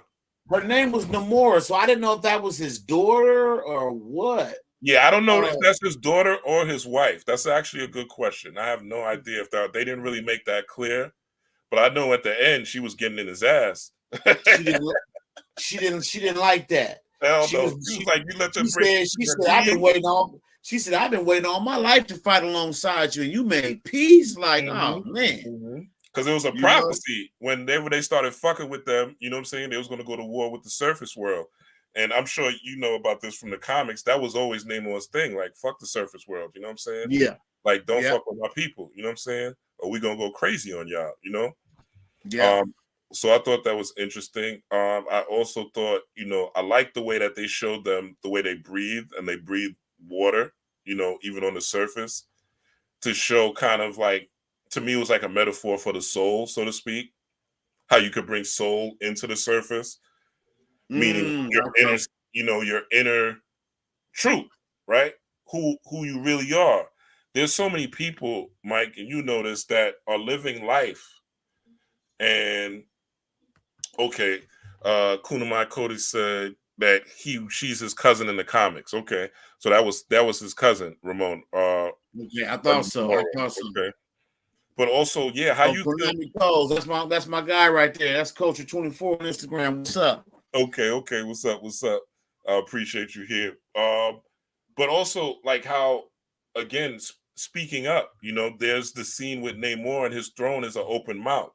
You know what I'm saying? So speaking up for yourself, being bold about who you are, being bold about your talents, being bold about your gifts, you know what I'm saying? Not hiding, not shrinking around people, not being scared of being who you truly are, living in your truth, right? Now, I will say this. There's a time and place for everything, right? So if you're working from someone who worked in the corporate America, right? You're not going to go to work Monday and, you know, you're working for people that are quote unquote Jewish and put a shirt on that says the original Jews are black, right? These are things you don't do, right? And you have to have discernment with when you're being bold and when you're speaking out. And the reason you don't do it is not because you're scared or because you don't want to lose you don't want to lose your job, but two, you don't own the place. That's not your place. You're going there to make your money and bring your ass back home. You know what I'm saying? This is one of the biggest problems that Kyrie had. You know what I'm saying? He getting paid from people that are of the people that he is, quote unquote, bringing light and truth to. But there's a time and place for everything, right? And there are people that are better equipped to answer certain questions that he's being presented, that he didn't really have the correct answers for, in my opinion, right? To say that you have to, you know, get to the place to where you're comfortable speaking your truth, right? And you're comfortable being who you are, and you're comfortable knowing and understanding your light, right? Yeah, but they didn't really give the Black Panther any light in this movie. It's like she was really, but I like this because it also shows her configuration with Killmonger. You know? She was gold. She went with the gold. Killmonger. You know? It's gonna be on the altar, you know. The Killmonger, I showed you this earlier, Mike. Yeah. That's a fire idea too. And I'm not gonna lie. I don't know how they kept it on the wraps that Michael B. Jordan had bars in this, and he reprised the role expertly. You know what I'm saying? Expertly, yeah. Yo, he killed. When I saw him, he killed that shit, yo. He killed it. Like, I want to see a Disney Plus Killmonger joint, just him. You know what I'm saying? Because he killed that joint, man. He killed. I mean, secretly, I was holding out secretly what I thought. My thoughts for this one was, I thought that when he told T'Challa, bury me with the ones that didn't want to be slaves, right? Secretly, I hope that T'Challa threw him in an old chamber and put him on ice and healed him. Yeah. So I actually thought that in this one he was gonna come out fighting, right? Yeah. But to me, what they did was even better. For him to have, held the rank of king and for him to be of royal blood. So yeah, you thought you was finna get somebody else. Nah, you called on me. I thought that was dope. Yeah, and also with Shuri getting stabbed in the chest, it just showed that she was also at balance, right? Because because remember Namor's people, right? When Okoye on the bridge, when she was fighting, Namor's people or whatever, she was stabbing them, and then they were basically heal up, right, and get back up and be ready to fight. So they was kind of indestructible, right? The only thing that seemed like you could stop them with was heat, right? So their people was pretty much indestructible. So when Namor put the spear through her chest, right? Because I saw it, multiple viewings, I noticed that when she came off the spear, actually, and it's real quick, you got to really be looking, but the hole actually sealed back up. I caught that. The holes in her suit and everything, it healed right back up. It healed right back up. Yep. So that's why she was able, because people was like, how'd you, she get stabbed in the chest and get back up?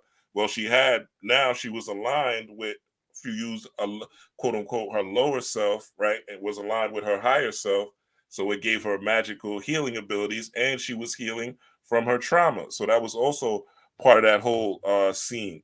But yeah, I like that. I like that they put the little gold in, because I felt like that was part of, and the reason that she met Killmonger in the first place was because she was again on that Sekhmet.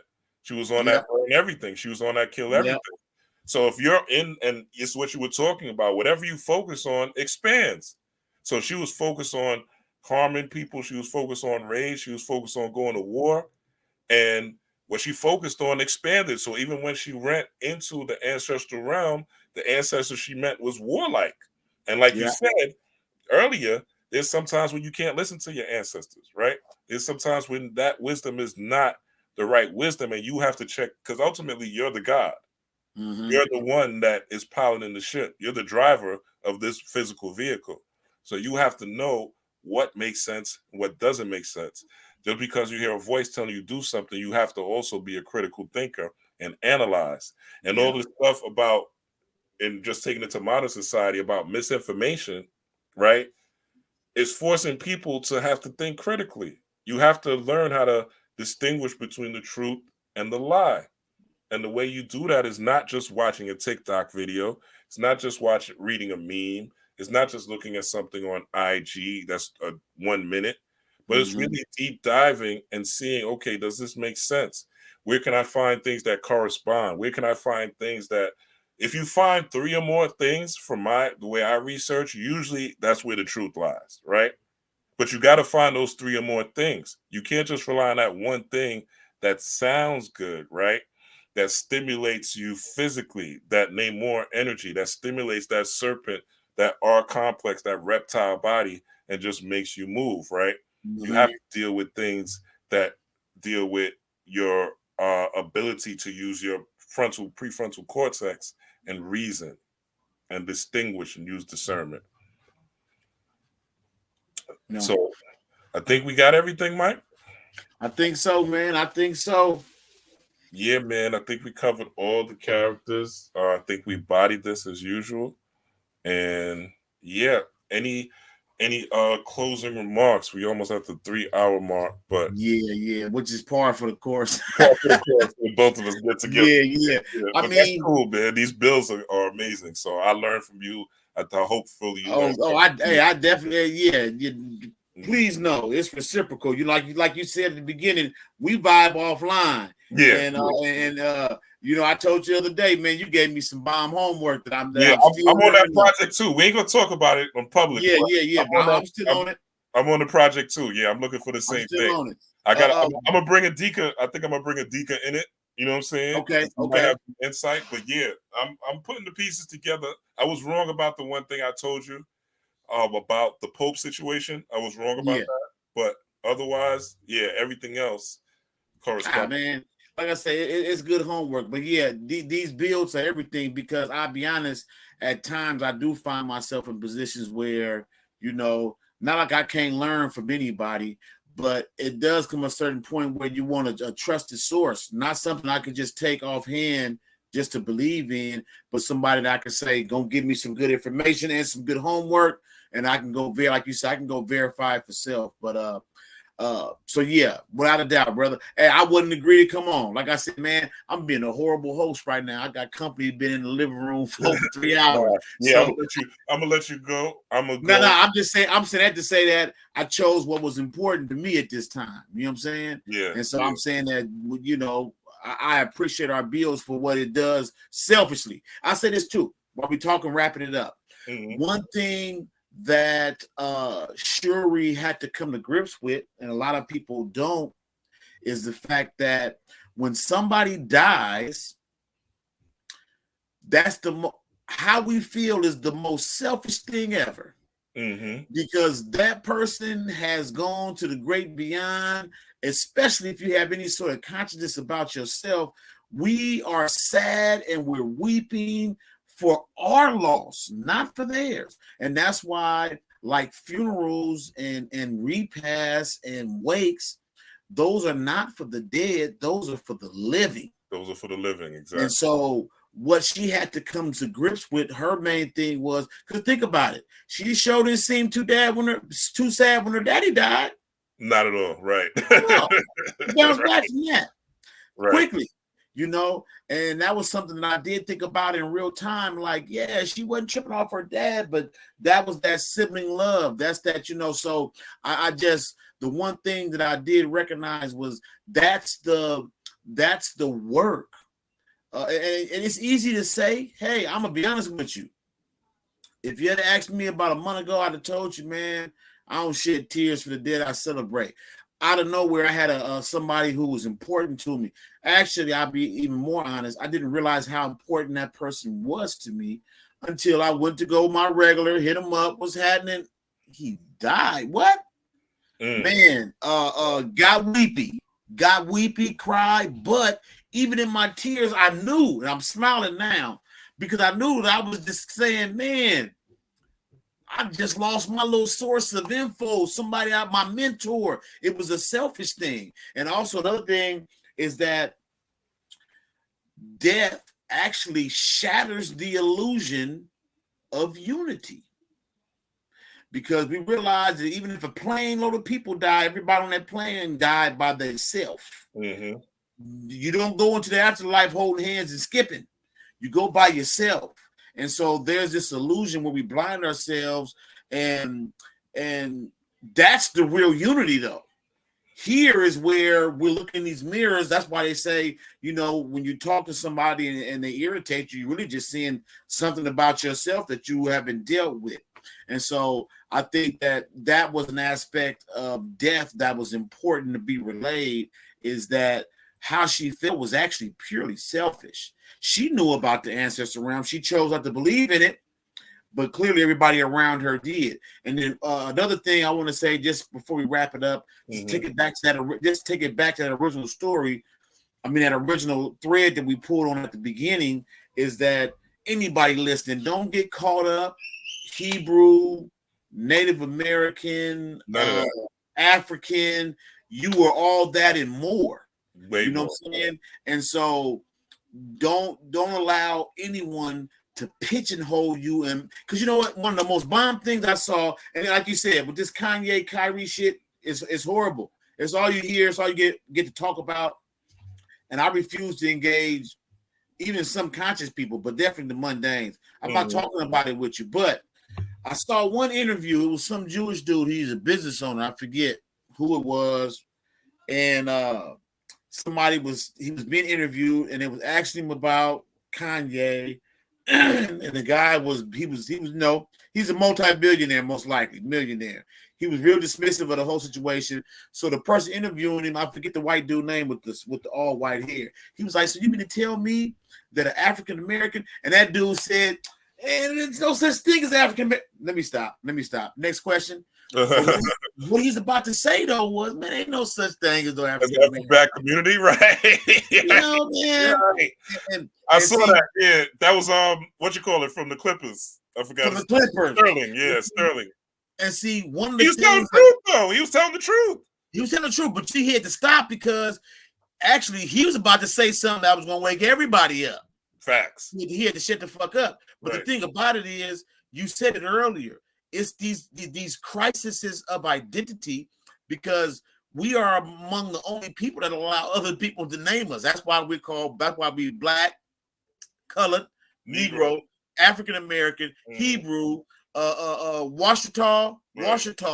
We're all these because we don't move in unison like that. So, but you have to think with that all-encompassing thought. So that's why I say, because that's why I said earlier too, I did that work for you. I went from saying, oh, I'm a Hebrew Israelite. I went to saying, oh, Islam is it. And then I went through all these different phases. I even the Native American, because I'll be honest, my mother's father, my maternal grandfather on my mother's side, full-blooded Native American. Full-blooded. So I went through all these phases, and trust me, you don't have to get hung up on any one aspect because you are all those, and all those are you. And that's really one of the main things I got out of it is that in the movie you were like kind of presented with the choice. Tilokan, you're gonna preserve this culture, or Wakandans who are. Because remember in the first movie, Wakanda weren't trying to give nothing to nobody, right? But they honored Chadwick in the end, so now they're reaching out to different communities at their own pace. But it was like you didn't have to choose one or the other. That's why I said I was glad that neither one were presented as the ultimate good guy or the ultimate bad guy. That movie actually ended with the compromise. And that's what, for me, that's the umbrella where you accept all of these cultures as being within you. So if you want to study Chinese mythology, don't feel funny. You want to study, because one thing that touched me was I got heavy in the Norse mythology. I was on Norse mythology. That's what I'm going to say. I got heavy in the Norse, but the deeper I got in Norse mythology, and I'm saying when I say deep, I mean in terms of meditation. I never forget. This is about 2017. I was meditating on Fenrir because I was in. That was that phase I was at then. Norse, right? Came out of meditation. First thing I said was, it didn't make no sense to nobody. I was like, Fenrir's niggas. Well, I kept saying Fenrir's niggas. And I was telling other people I knew that's on our same vibe. What you mean Fenrir is niggas? Man, Fenrir is niggas, man. Oh, you get blown away when you get so. The only point I'm making is you don't have to lay claim to one grain of rice when you the whole bag. You know what I'm saying?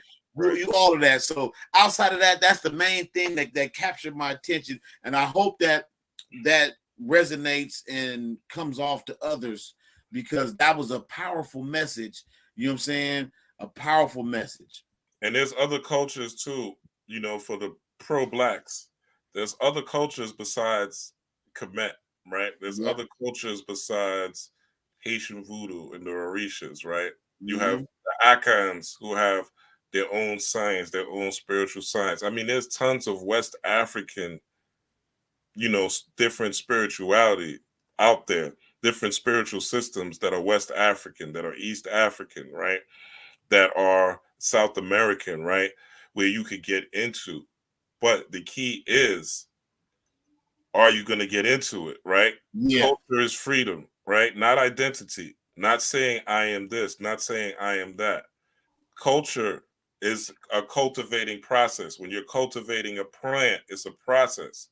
When you're cultivating a child, it's a process, right? So what process is this particular culture giving you, right?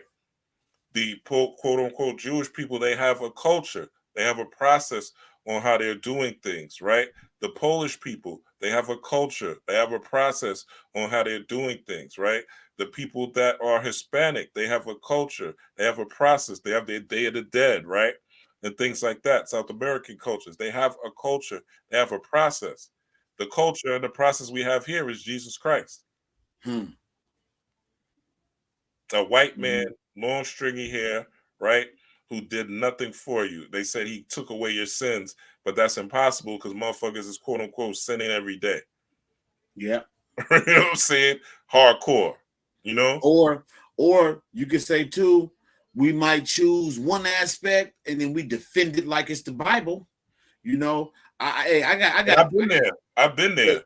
I got friends that I grew up with who, when I was on this, and when I was on my path, and they were still rocking their crosses and going to church with their granny every now and then when they felt a little guilty, then they progressed and became like, I'm not gonna say like, they became Hebrew Israelites. Man, some of these same dudes that I grew up with that first thought I was weird, now, man, they telling me I'm going to hell. Right. But as from a Black Hebrew perspective. So I just be saying to myself, like, damn, you went from being hella judgmental over here to just as judgmental over here. Side, yeah. Right. You replaced Jesus with Yeshua, but you're still telling me I'm weird and I'm going to hell. Now I see what you post. And what's crazy, I gotta go on a tangent real quick. What's crazy is I used to have aunts and older relatives who would see me and say, this go back 2010 now, like 2010, 2012 on Facebook. And I had older relatives be like, now, nephew, I saw what you said on that Facebook about Jesus. You talking about Jesus like that, nephew. So fast forward now, some of those same relatives who are in their late 60s, early 70s, they doing chakra meditations, they meditating, they doing all this. But here it is to my left, I got people I grew up with in their 40s. Now all of a sudden they got a little bit of their slice of their history. Now they're Hebrew Israelites and they telling me I'm going to hell. Maybe I seen you on there talking about them demons, or you mentioned that white boy Alistair Crowley. So now you're going to hell. So yeah. So I just say, and not just, I'm not gonna just say Hebrew Israelites. I just use that as an example because I literally have like 4 or 5 of my partners that when I was on my Hebrew Israelite kick, back in the 90s, I was just a super weird dude. But now that they finally found it, and like I said, I did that work for you. I understand where you at. Don't stop there though. But now that they there, now all of a sudden I'm evil though, or I'm weird. Man, I had to block you on Instagram, man, because you be talking about them unclean spirits too much. And Mike, I think if you're a sincere seeker of truth, you're gonna naturally evolve out of it. The universe and your coincidences and your confirmations are going to naturally bring you out of that angry mode. It's going to naturally bring you out of that F the white man, F the world. We've been there. Me and you. Yeah. We've been there. I've been there. Like you said, you did the work. I did the work. We did the work for you. You don't have to go through all those different systems.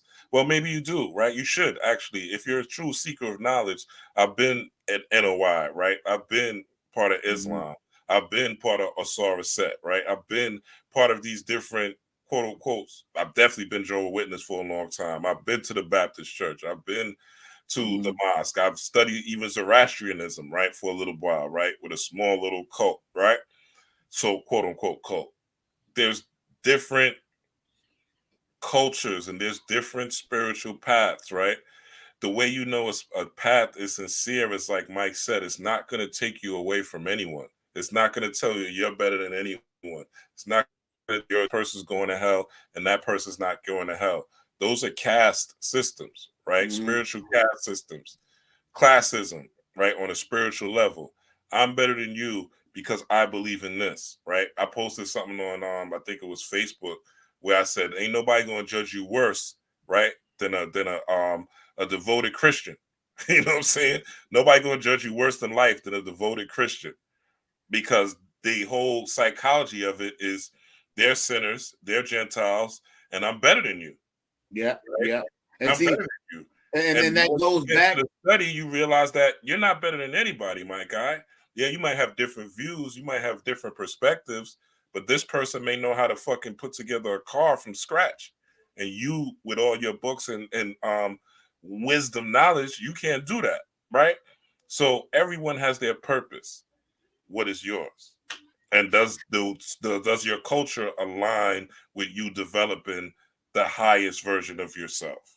And see, I want to say this too real quick. I don't want to keep dragging it out, but what we're talking about is the concept of a chosen people. So everybody, and then there's a lot of people, you might have never went to church, but you got the same indoctrination from Western society. The first shall be last and the last shall be first. So everybody want to say we the chosen people. I was actually literally had to catch myself. I almost got caught up talking to one of my aunts. She's in her 70s. and she's never been religious before. So I've always been able to have like real frank conversations with her. Well, just this weekend, I took my kids over to see her, and she was telling me, it caught me off guard. Mike, you better get right with God. You better get right. So I was just like, where the hell is this coming from? And so it caught me off guard because I actually started to go back and forth with her. And I'm like, nah, yeah, God ain't got no chosen people. Everybody chosen. You come to God as you are. And we started going back, and I had to catch myself and say, whoa, you tripping?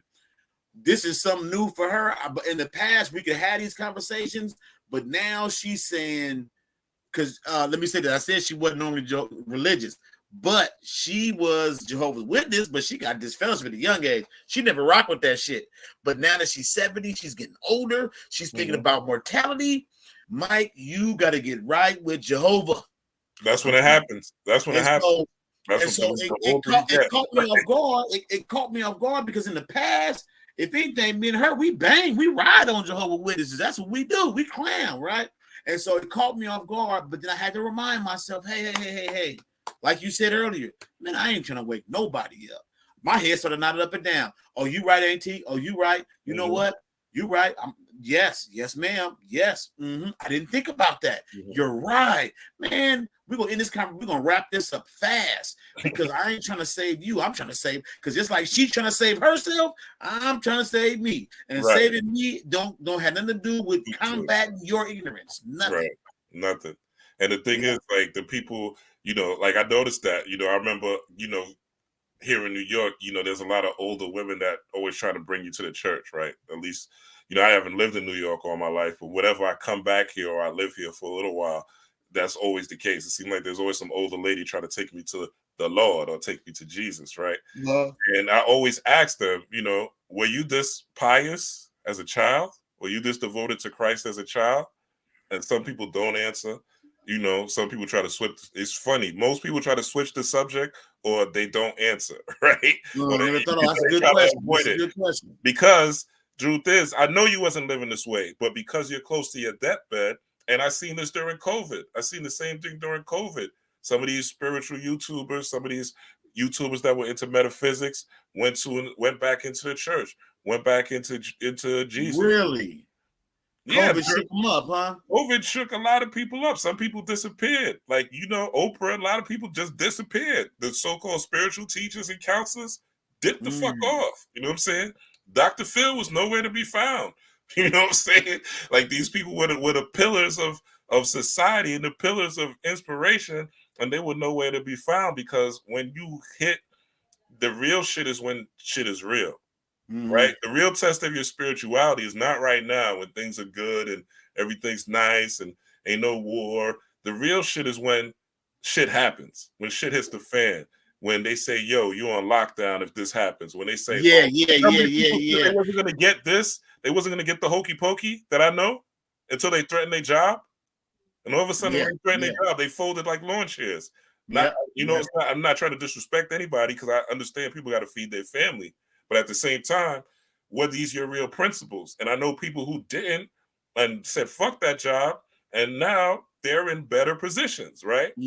Because they just decided to switch and move over into a different career or a different career path because they didn't want to. So when shit is real, that's when your spirituality is really tested. Not when everything's going good. When everything's going good, anybody can be spiritual. When your bank account's good, you got a nice girlfriend, your car's nice, right? House is good. Everybody can be spiritual then.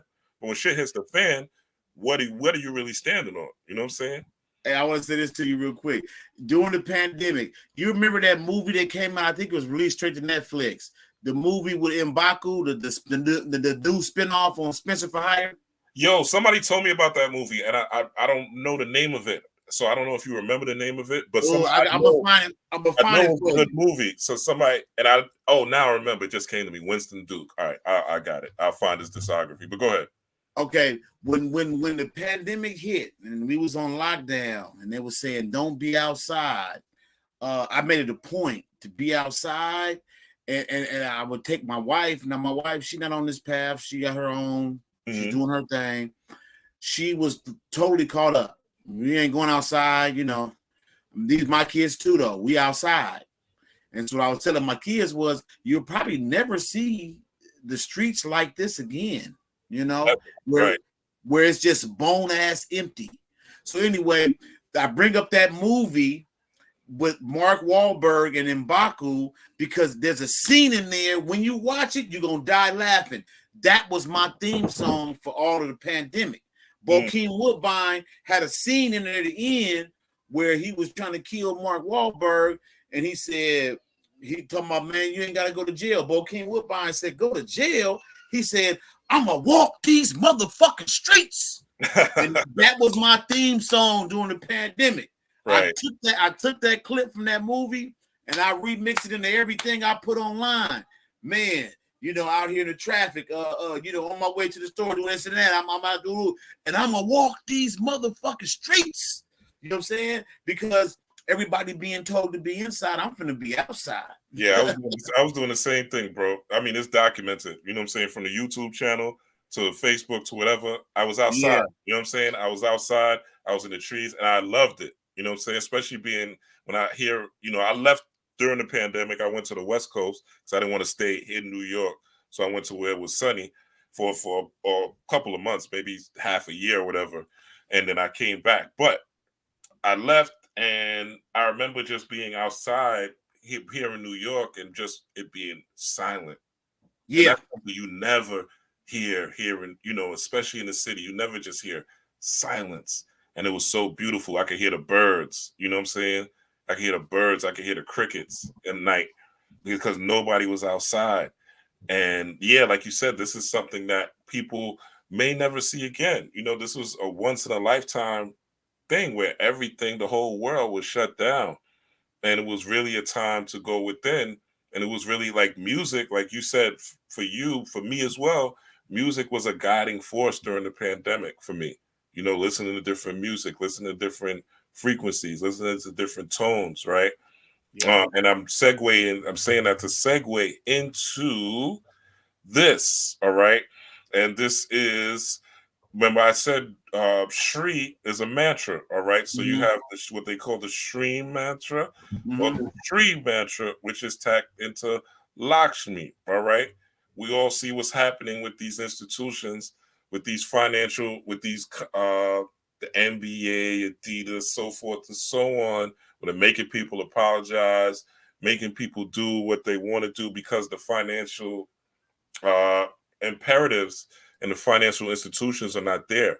So we could tap into, and you see, this is also like this one, you see it has that Hanuman energy. So I'm just pulling this up so you could put this into your search engine and find one that resonates with you. You know what I'm saying? But they all say Shri, Shri, Shri, Yeah. same thing, right? You could tap into that energy. You know what I'm saying? Also, you could tap. Go ahead, Mike. No, I got one I rock with every day, just about. It's a Ganesh one, and it's Shri Ganagaye Namu Namaha Om Shri. And I rocks that. Hey, I rock, yeah. So when you said it, at first I didn't see it, but as soon as I thought about it, yeah. SHRI, it sure is. Yeah. Shri. Yep. So the last 2 days I just been chanting Om Shri. Om Shri, you know, and doing my breath work and going into the visualizations. But now, you know, that I did, because I did some of this research last night. We're coming up with looking at this. Now I'm gonna add this Hanuman aspect to it, this monkey aspect to it. I'm gonna add these frequencies in the morning. So when I wake up and do my little prayer, the next thing I do is I usually put on music and I read. So this is gonna be in the background when I read and do my thing. So this way, this frequency is going to be building up, right? And we going into 2023, right? We're going into a God year. We're going into that 7 years. So it's really a time, right, for us to start building and creating not only our own institutions, but creating our own products and stuff like that. Like even myself, I'm like, yo, like the next pair of sneakers that I buy are going to be like Black owned, you know what I'm saying? Yeah. And not just to be like, oh, you know, Black owned, but just to diverse from the conditioning of Nike, Adidas, and whatever. You know, I got all these fucking sneakers here, Puma and all this shit. But what are they really doing? You know what I'm saying? What's the purpose of me really investing in them and making them richer, right? How is the money that I'm putting out bouncing back into the community, right? And not necessarily community, the Black community, but just for indigenous poor people worldwide, right? How is this really helping them?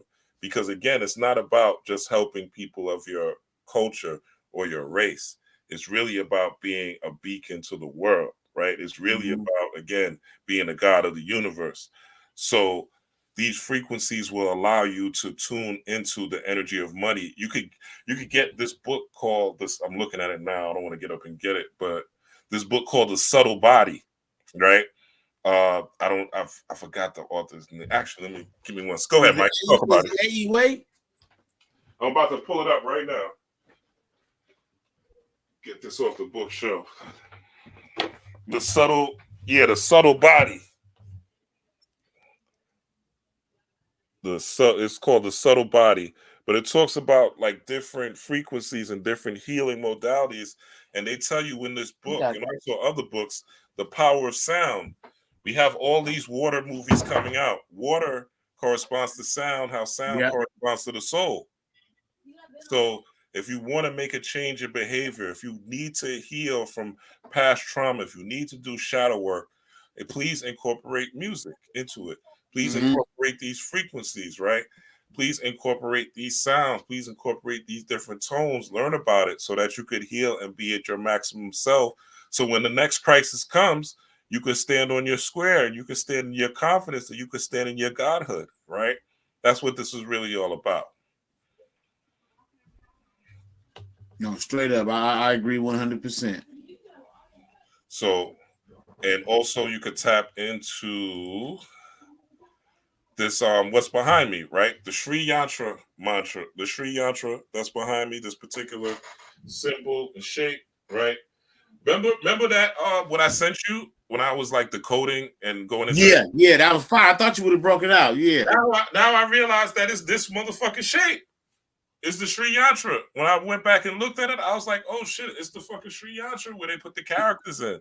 Yeah, so they did. Also something you could put on your screensaver, right? You could do your magic rituals too. You could put a candle on it, right? Because this frequency is high. And this is what the symbolism shit is all about. Again, it's not just about decoding shit to make it sound good.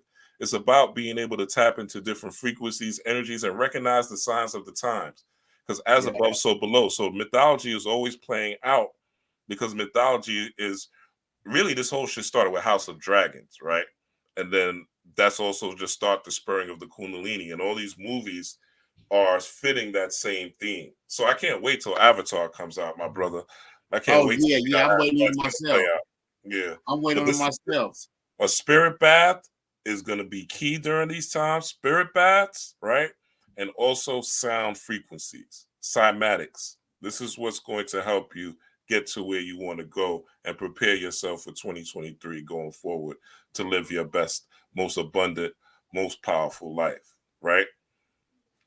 And your perception should be of being rich in 2023. That's my perception, right? I know, Mike, you got your mantra. You know what I'm saying? What do you say? I am Tommy, right? Oh, I am Tommy from Martin. Yeah, hey, straight up. I see it coming. It's coming like a fastball down the pipe. A lot of people are going to get money in 2023. A lot of people that haven't gotten money are going to get money. And also because the currency is going to change. From my perspective, the currency is going to change. So that's going to change a lot of people's fortune. But you want to have your third eye open for that. You want to be able to get the downloads and the information coming before it happens. Because that's what the spiritual path, and once you understand signs and symbols, it'll allow you to see things coming before they happen. And I see it coming. Yeah.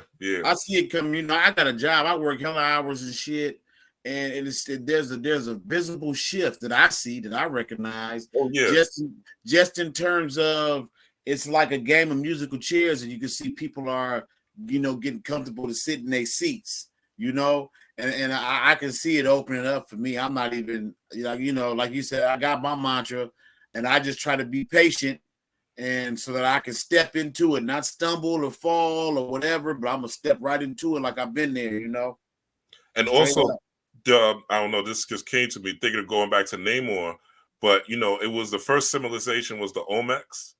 And then it went to the Aztecs, and then it went to the Mayans, right? And then you have what they call nowadays the Mesoamerican or the Mexican, right? Yeah. But if you go Olmec, right? O, Aztec, A, Mayan, M. That if you say that, that's Om, right? That's Om. You damn right. Om, which resonates with the crown chakra, and that Om, what that does is it stirs the inner waters within you, right? So that was a fire drop right there. You waited to the end to sock me in the stomach.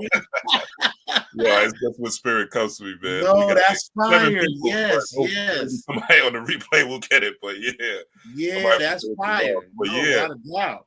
Yeah, so that Om, that resonance is still there. That resonance is even in this, this movie again. So just, more to look into it. Oh, we didn't talk about Okoye, right? Any Okoye or Koya, the Midnight Suns. Any thoughts on the Terminator looking suit? Was it Midnight Sun or Midnight Angels? Midnight Angels, you're correct. Midnight Angels.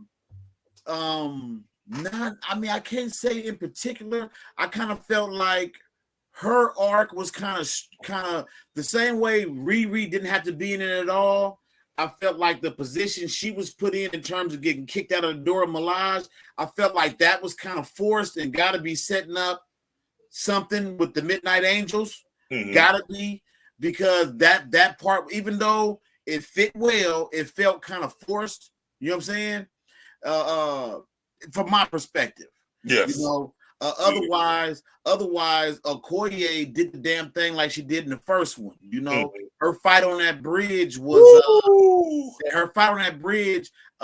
how I took that bridge. She was crossing Da'at, and what happened? She ended up in the abyss. She ended up in the abyss. So no, I just felt like the overall arc we didn't see its completion.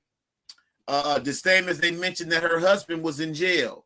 So we're not done with him either. Yeah. You know what I'm saying? Even though I think that he wasn't in there because he was filming Nope, right? Nope. That's the real story. Yeah, that's the real story. Nope. But they left that door wide open, You can go visit him and you can go visit him if you want to. I can't visit none of mine. So overall, I felt like as that archetypal energy, as that foundational, as that solid footing, she did what she always do. She was impeccable. Is she Ogun? Oh, 100%, right? Sorry. What's that? Sorry, my son. No. Is she Ogun? 1,000,000%? Sorry, Dad. Yeah, I would agree. Yeah, I'm gonna put you in the shower. Give me 1 second, all right? I'm almost done. No, we almost done. I'm really gonna drag it to the 3:33. Oh, okay. Might as well. I would say 100%. Yep. And I went back to that image that you had pulled up. What I do with my phone just that fast? I went back to that image you pulled up, and I realized that the 4 elements were there too, even the 5th. The triangles. We had 2 facing up, 2 facing down. And I remember saying to myself, even when I haven't seen that poster, I remember saying to myself, man, this is about the 4 elements. But in the one that you sent me, where you had Ogun, you had Ma'at, M'Baku was the third eye, and I forget who you said Shuri was. But even in that, Shuri's Sekhmet. Shuri's Bina. Yeah. Even in that, the 5th triangle, which is spirit, which combines it all, there was a 5th triangle below Shuri. Even though I'm not saying, I think that in that aspect, Shuri represented the 5th element, combining all 4. Yes. Even though, because Wakanda, in that image you sent me, Wakanda is a downward facing triangle that represents Earth. And so Shuri was that spirit element that brought all 4 together. But yeah, it was fire. It was fire. Man, I don't know what the hell I did with my phone just that fast. Yeah, I should have shared it. I should have shared it here, but it's on my phone as well. Shit. But it's gonna be. You got my phone? I think it's gonna be too small. I never had it. Okay. It was too small. It would have never been in my room. I don't know what I did with my phone just that fast.